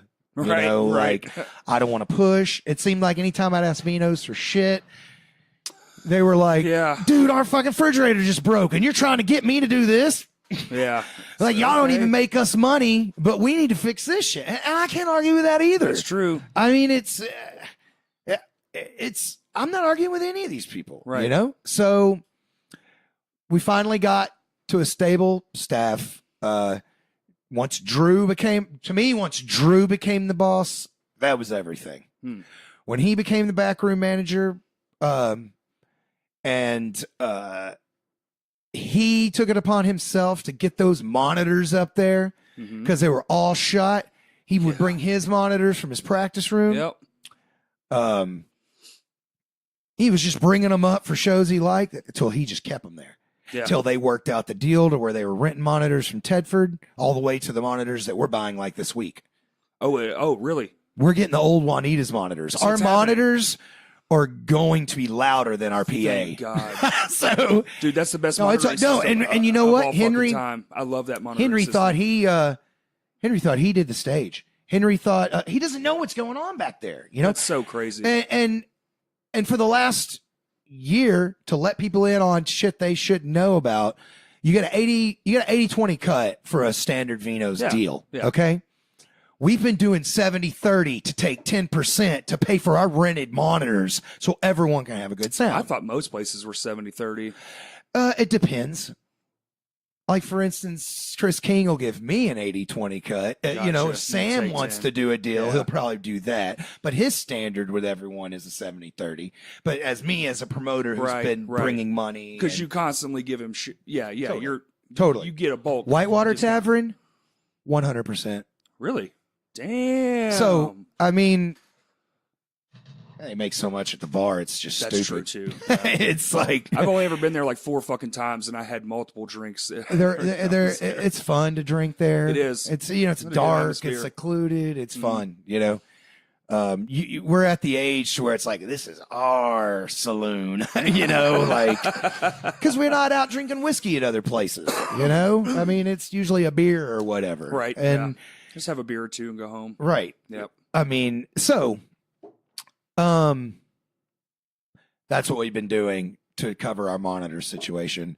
And that's all Drew, man. And Drew numbers. is also, the one that hired Trey. Yeah. So this is where this is all coming together. The thing that you guys did with the stage, me and Drew planned out 3 different times. Yeah. We planned out. We had other people come in, look at it to build it. We not a benefit show, Mhm. just that we wanted to do this. Like we Yeah. had to do Yeah, this. it had to be done. And I am gonna say, I think it could have lasted another year or two, man. Don't see it. I mean, just because the foundation around that Yeah. nasty, that destructive vertebrae that was in the Dude. middle, like it was like I was so honestly think, but it was so disgusting that once you ripped the top off that you Dude. couldn't keep going. You had to like destroy Oh, dude, yeah, everything. It was destroyed. It was, But, it was already broken when we pulled the shit off. Right, exactly. Yeah. But we had that plan. There were times we got in trouble for offering ideas about the monitors because, dude, we're not plugged in like you guys are plugged. Like how you guys put a show together. You're like, Right. we love this place. Blah, blah, blah.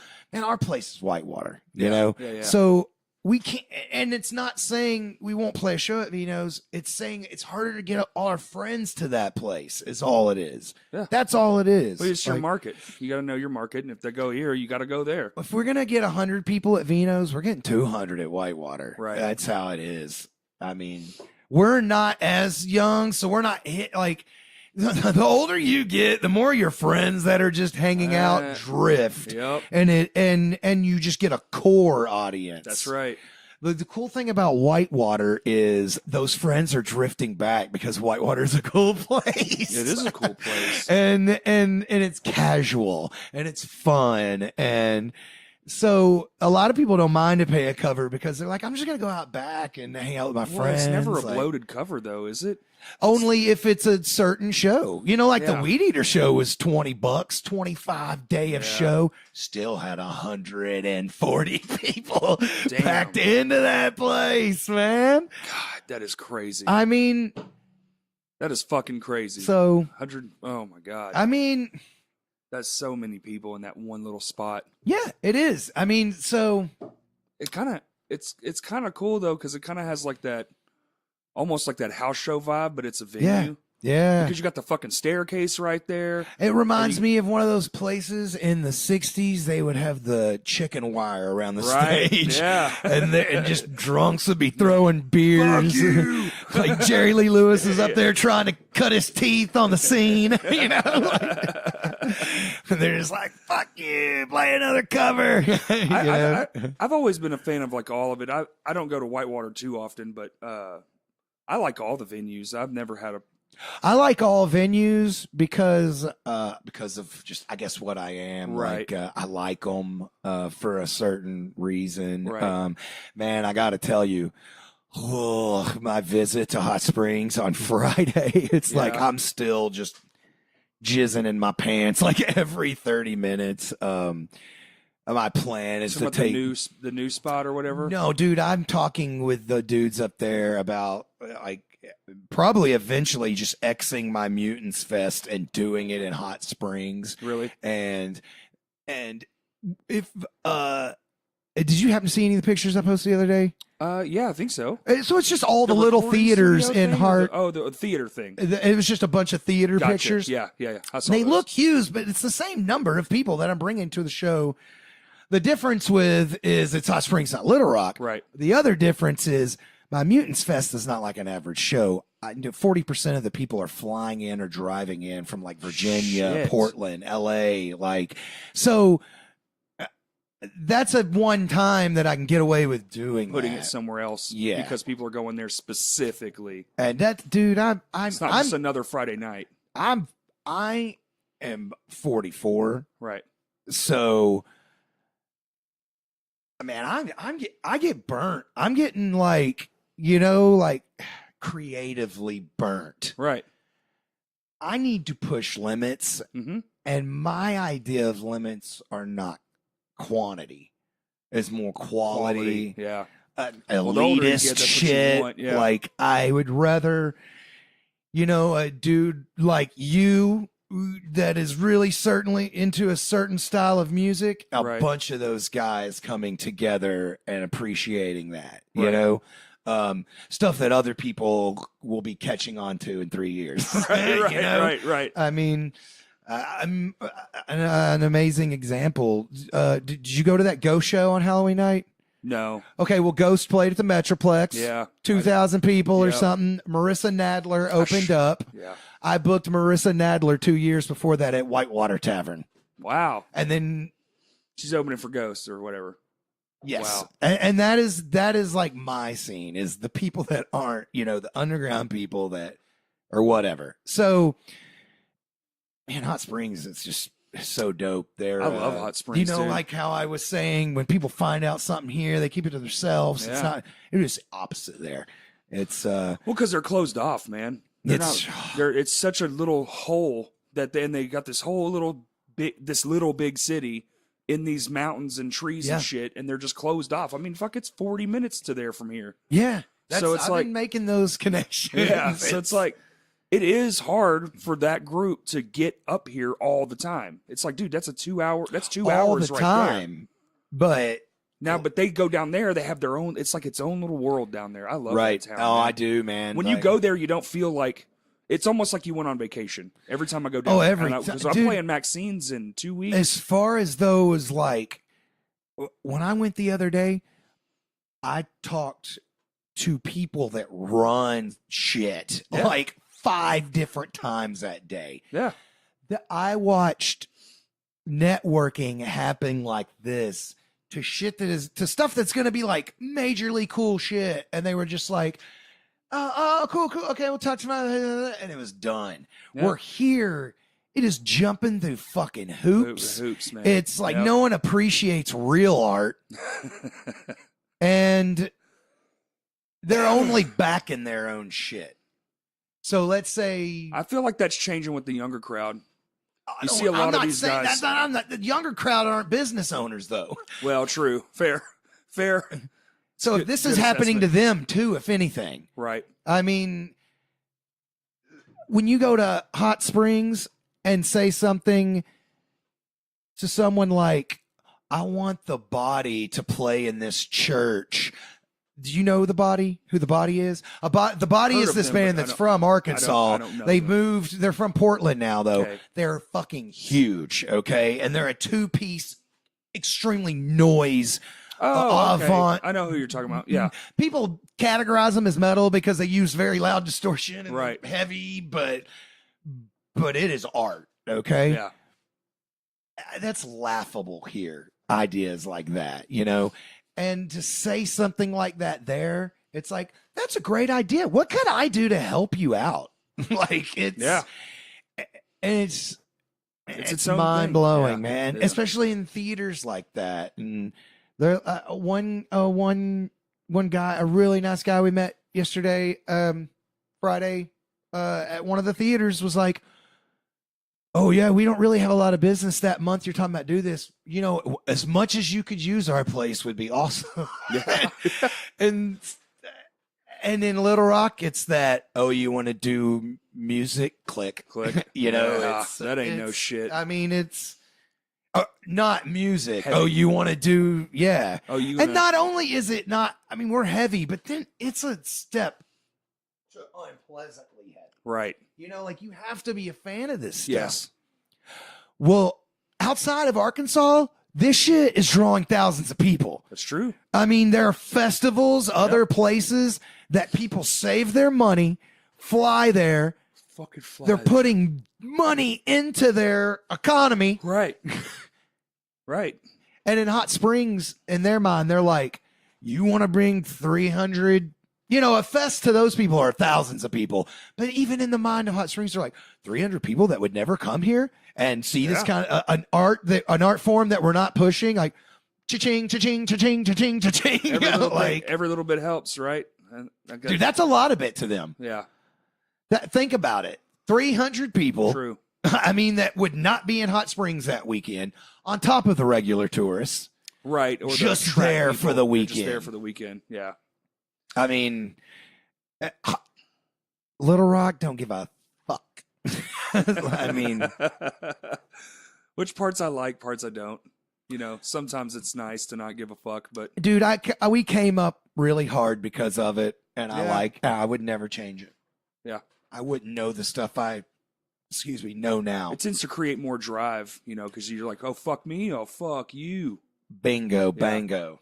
And that's what I tell everyone, like when I do interviews, like outside what is it about Arkansas, you know? Yeah. Because, you know, Pallbearer, Wake, Deadbird, and because these are the bands in our scene, and they're big on that scene. Right. Not, if anything, we draw less in Arkansas. Isn't that strange? No. It No. seems strange. No, it's strange that that a band from their hometown. But I know it's not strange. I mean, it's just about right. Oh, You we know, do that too. I mean, it's so. I don't know what I was getting at as far as that, but when I do interviews, that's what it helps with the drive. You know, to me, it's that you're pushed down in the mud. Right. So if you actually really wanted it, you're only going to try harder. yeah. I mean, Yeah. And you learn a lot because you're going through a lot of You are. bullshit. yeah, man. You're putting up with stuff when in a coming up young, and you learn a lot quick, and it really helps when you get out there. You don't fuck around as much. You get the job done. Yeah. You're a lot more. It also is nice when you come from like, say, like when Vino's was just a shithole, and you're having to deal with that. And you go to a venue where people are nice. I And didn't. it's just But like, going oh, back to man. what you were saying is like doing, you know, getting the job done. You used every word except for DIY. Yeah. I didn't learn that word because I wasn't a punk rocker Right. until someone like Fletcher. We were doing. He had taken one of my bands, Soylent Green, but he couldn't get a show anywhere, and he was like, "Where can we get it?" And I was like, "Well, we're doing these shows at this sign." It was like a month before the soundstage, and we were doing shows at the sign company, like down the road. They were letting bands set up and do shows just in an open warehouse just where a they were warehouse, working yeah, on the right. signs. Okay, and That's pretty badass. yeah, and we had just done Cop Sodomy and Six Shine, packed the fucking place out, and so the next show was Soylent Green, Epoch of Unlight, Wake, Reed that plays in Wake now. It was his very first show in the band, and it was like I don't know, July of 1999. Okay. So Fletcher, he shows up, he looks around. Because before he was like, "Oh man, what's the beer situation?" And I was like, "Huh?" You know, like, I didn't know. We don't, you know, like. Yeah. So he shows Not up one. with beer, and Yeah. and he looks around. He's like, "Wow, man, I didn't know this was going to be DIY." And I was just like, "Huh?" Like, Yeah. I was like, "This is what we got to do to get it done," Yeah, you know, yeah, like, yeah. and Jay Lytle, the bass player of Six Shine, came from that whole. It's kind of like he dropped out of that punk rock scene to start our scene. Mm. And when I told him Fletcher said that, he was like, he said that. Almost like he's like, yeah, they can say that. This is what we do to get the job done. You know, like man. we don't put a name on do it yourself because this is what we do, period. It's just you normal. know? Yeah. It's just normal. It's not a, you know, I remember that. I mean, it stuck Dude, hard. I definitely Like he had been meaning to keep that term away from us, you know? right. Man. I definitely enjoy that it was a little bit tougher to get shit done. I feel like it helped a lot. Because if it had Hey, been where easy, are you guys from? Here? right here. Yeah, I'm sure that's a little tougher. Yeah, I right mean, here. so you had to There was- drive to Little Rock to see a show, or did you see your Period. first show here? No, fuck no. There's no shows here. Oh, that's The- not the true. only- Did y'all the only- not have the Benton Bryant City Fest and you get to see a cover band like I Bad mean- Karma? Like, I mean, not when I was a kid. There was like 3,000 Okay. people here. There was no Okay. one fucking here. And the only thing, when they built a stage, no one ever used it. And when I graduated high school, me and my buddies had the first show ever on there. okay. And we had also one of the last ones because when the newer mayor took over, she put the kibosh on basically anything happening Okay. on that fucking stage. Wow. But yeah, she's a real fuck. And, Yeah. that's why she's not the mayor anymore. But So you got to get the stage back. basically nothing. I've thought about it. I mean, it's a good stage. It's big as fuck. It's got fans, electricity. Just get a liberal mayor and try to get in there and It's got a and offer some plans for the arts on that stage, and they'll give it to you. well, we'd had a good run. It was called Rockstock. We had a bunch of bands. The last one we did was more festival style. But so there was things going on, but we were already in it. But yeah, in this town, it was non-existent. The best thing was this church over here. They had Sacrifice and As I Lay Dying before As I Lay Dying was As I Lay Dying. That's a big show, It was even though it might not be big at the time, or as big, yeah, or even they if it weren't that big was, at the time. Yeah, that's still big. yeah. It was two. Maybe there was probably like Living Sacrifice is like Slayer here, there's probably close to 200 people exactly, but or Cave In, whichever. there's probably like one you 200-ish pick. people. But Slayer or Converge. you know? 200 people in a big giant church room doesn't even. It just seems like there's no one there, even though it was a lot. It just feels like this is nothing. And I'm sure I don't even think there was a cover. And then that So- place burned down. And they quit doing So shit. Your first band was all Benton Bryant dudes, Yep. and Yeah, one guy lived in Alexander, and he would just drive so up. your first show that you played with other bands, where were those bands from? I mean, here. Benton Because, Bryant. yeah, because I got it. Like our Where school. did y'all play for the first time? Vino's, I do believe. So you played a show at Vino's with all bands from the Benton Bryant area, Yeah. and y'all drug all your friends Yeah. to Vino's. Yeah. That sounds familiar. Yeah, literally. I mean- there was another group. I don't like to like if it's a So bad- how did you if it's only Benton and Bryant kids going, how did you eventually find out about Little Rock? Were you guys already going to Little Rock yeah, shows? yeah, we were already going to shows. It's just when you booked your own Right, when we show, got it our happened own to be show. Benton Right. bands. well, because we went to high school still, and no, I get it. and- I'm just and putting so, the pieces like, our together. Our friends' bands, we would all. How did a Little Rock band see you guys and say, "Yeah, let's do a show together"? Well, Fresh Blood, and then Okay. and then it was really just kind of like networking. It was Yeah, just, I know. I mean, but so Because you the- just found someone and Yeah, it's like, because let us the- open for you guys or whatever. well, that and Encomium was popping at the time. That I know was a the band. name, but I don't know where Drew they were Garrison, from. They were that was Okay, like Drew. they became Coming Saints. and Drew, shit, I know yeah. Drew. He's it's like His family. first band. So- His first band. I went to high school with him. Okay. And so they would play shows, and then I would go with Drew to shows because he's Okay. the one that got me into the shit. And then, would walk around, meet new people, this, that, and the other. And Okay. you're in a band too, cool. And then we would play like shitholes, like the Front Line. Okay. It was where the Village is. It was up the street in the parking lot. It was an old movie theater that got converted to a church, and it had a venue in it. Yeah, it was cool. I love that spot. You It just learn didn't last something new long. every day. Yeah, I saw Beloved there with 15 people, and then the very next How time, big was it?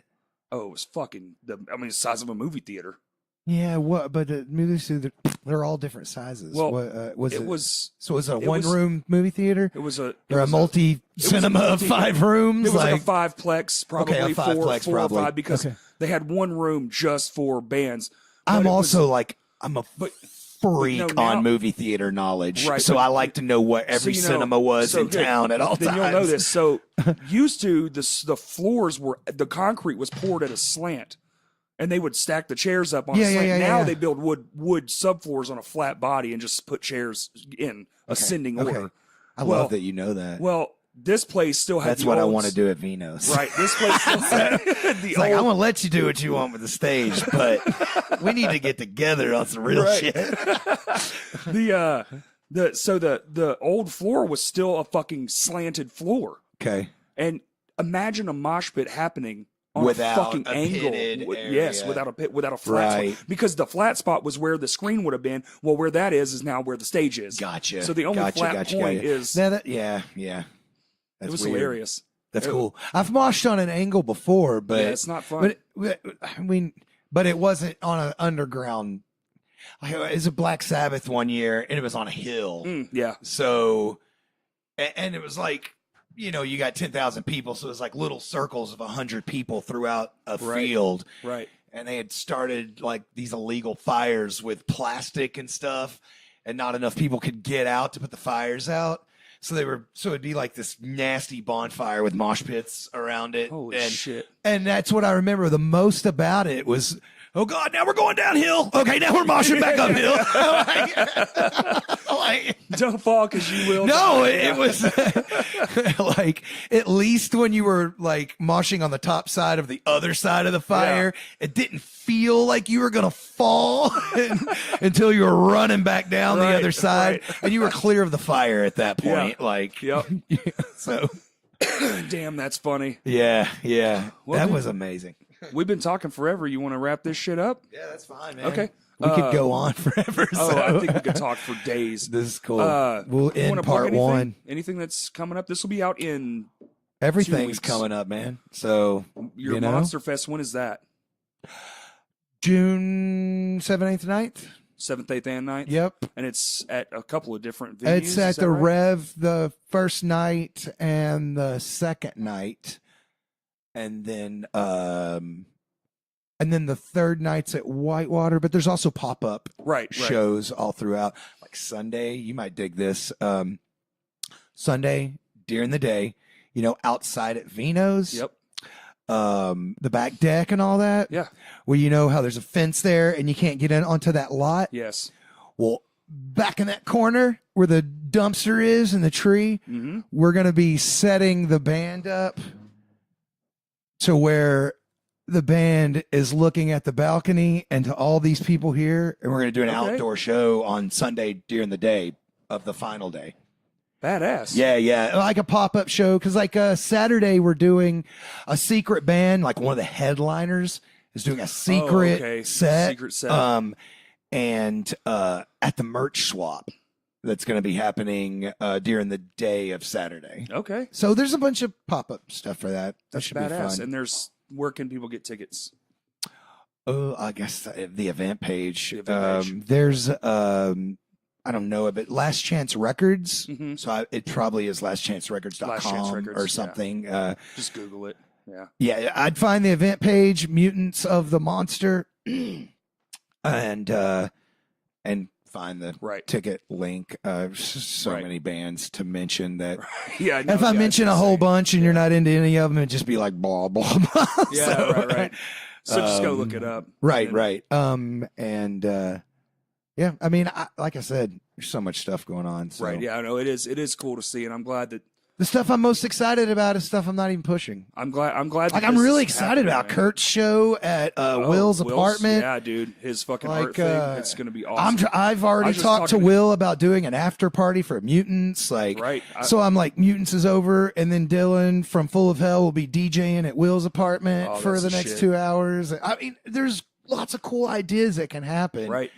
It's cool that this is happening. That was kind of the point of this whole thing. Was it's cool that everything's finally starting to come together and work in unity instead of just against everything. Yeah, no, I mean, I'm 'Cause the sitting shit here didn't work saying, for so long. I'm sitting here bitching about Little Rock, but at the same time, I've made it for myself. Right. You know, I don't Right. need anyone's help in Little Rock. It would be awesome if people wanted to jump in and we create this thing Yeah. together. It feels more inclusive than it ever has. I will say that. Like, it feels like we're but- all finally starting. But that's what I mean, Like it's you starting. guys are a part of a different, younger scene. That's true. And that's always happening. Yeah. Yeah. And that's what's cool. So in 10 years, they're going to be dudes doing the same stuff. Right. There's going to be a scene. Even better. Yeah, Right. hopefully. Hopefully. God, True. if I'm going to learn anything, I mean, I don't want to be stuck in a lull. I want to learn new stuff, Right. man. Like, Same. I Every day. want some young motherfuckers to teach me about some music I am not hip to, man. Like, I want to try new things. I want to do new shit, which is the whole reason I'm trying to do this in Hot Springs. Is 100%. I want to offer people something that something different, you know. Awesome, dude. I So- can't wait. I can't wait to see what you're going to bring down there. Yeah. I love that fucking town. I always need an excuse to get down there. It's beautiful, man. It's the Beautiful. only national park that is an entire city Yeah. in the entire world. There's no place Yeah. like that. I mean, It's also the second biggest. I think that they have a lot of shit that's like. dude, they're sitting just on them. a crystal. Yeah. Why do you think everyone's got crystals everywhere? Yeah. It's probably just one big crystal, and they're just sitting on it. So what's this? That's like all the magical powers in the fucking world. water is free Like, and fresh, and it flows out of the mountains, and you can just walk up and Dude. drink it. It's fucking crazy, Good man. vibes. Good vibes. I mean, I loved walking down that strip, dude. now I'm Get you some thinking about popcorn. all these bands that I bring in town It's a way coming cooler there experience. and Yeah. walking around yep. and just like, you know, There's a life force there. There Like, That is. city pumps. It beats. it you is, know? man. Well, all right, CT, man. Cool. Thank you so much for Yes, doing sir. this, Thanks, buddy. Corey. This has been fantastic. And everybody, you know where the fuck to find me. It's Crashcast Pod. And on Twitter, it's Crashcast Pod 1. And my buddy Kurt actually convinced me to start using the Twitter, so I'm going to start using the Twitter. I need to. I started one 3 years ago and was like, fuck this. Twitter, yeah. I only follow cockrockers on Dude, Twitter. I'm telling you, man, it's the worst. I have the worst social media habits, but it's changing and I'm trying to do better. And everybody, if you're listening to this, I really do fucking appreciate it. If you like, leave a review on the iTunes thing because it helps me out a lot, especially when I go to try to shop this bitch around. That's it, man. Thanks for listening. Yeah.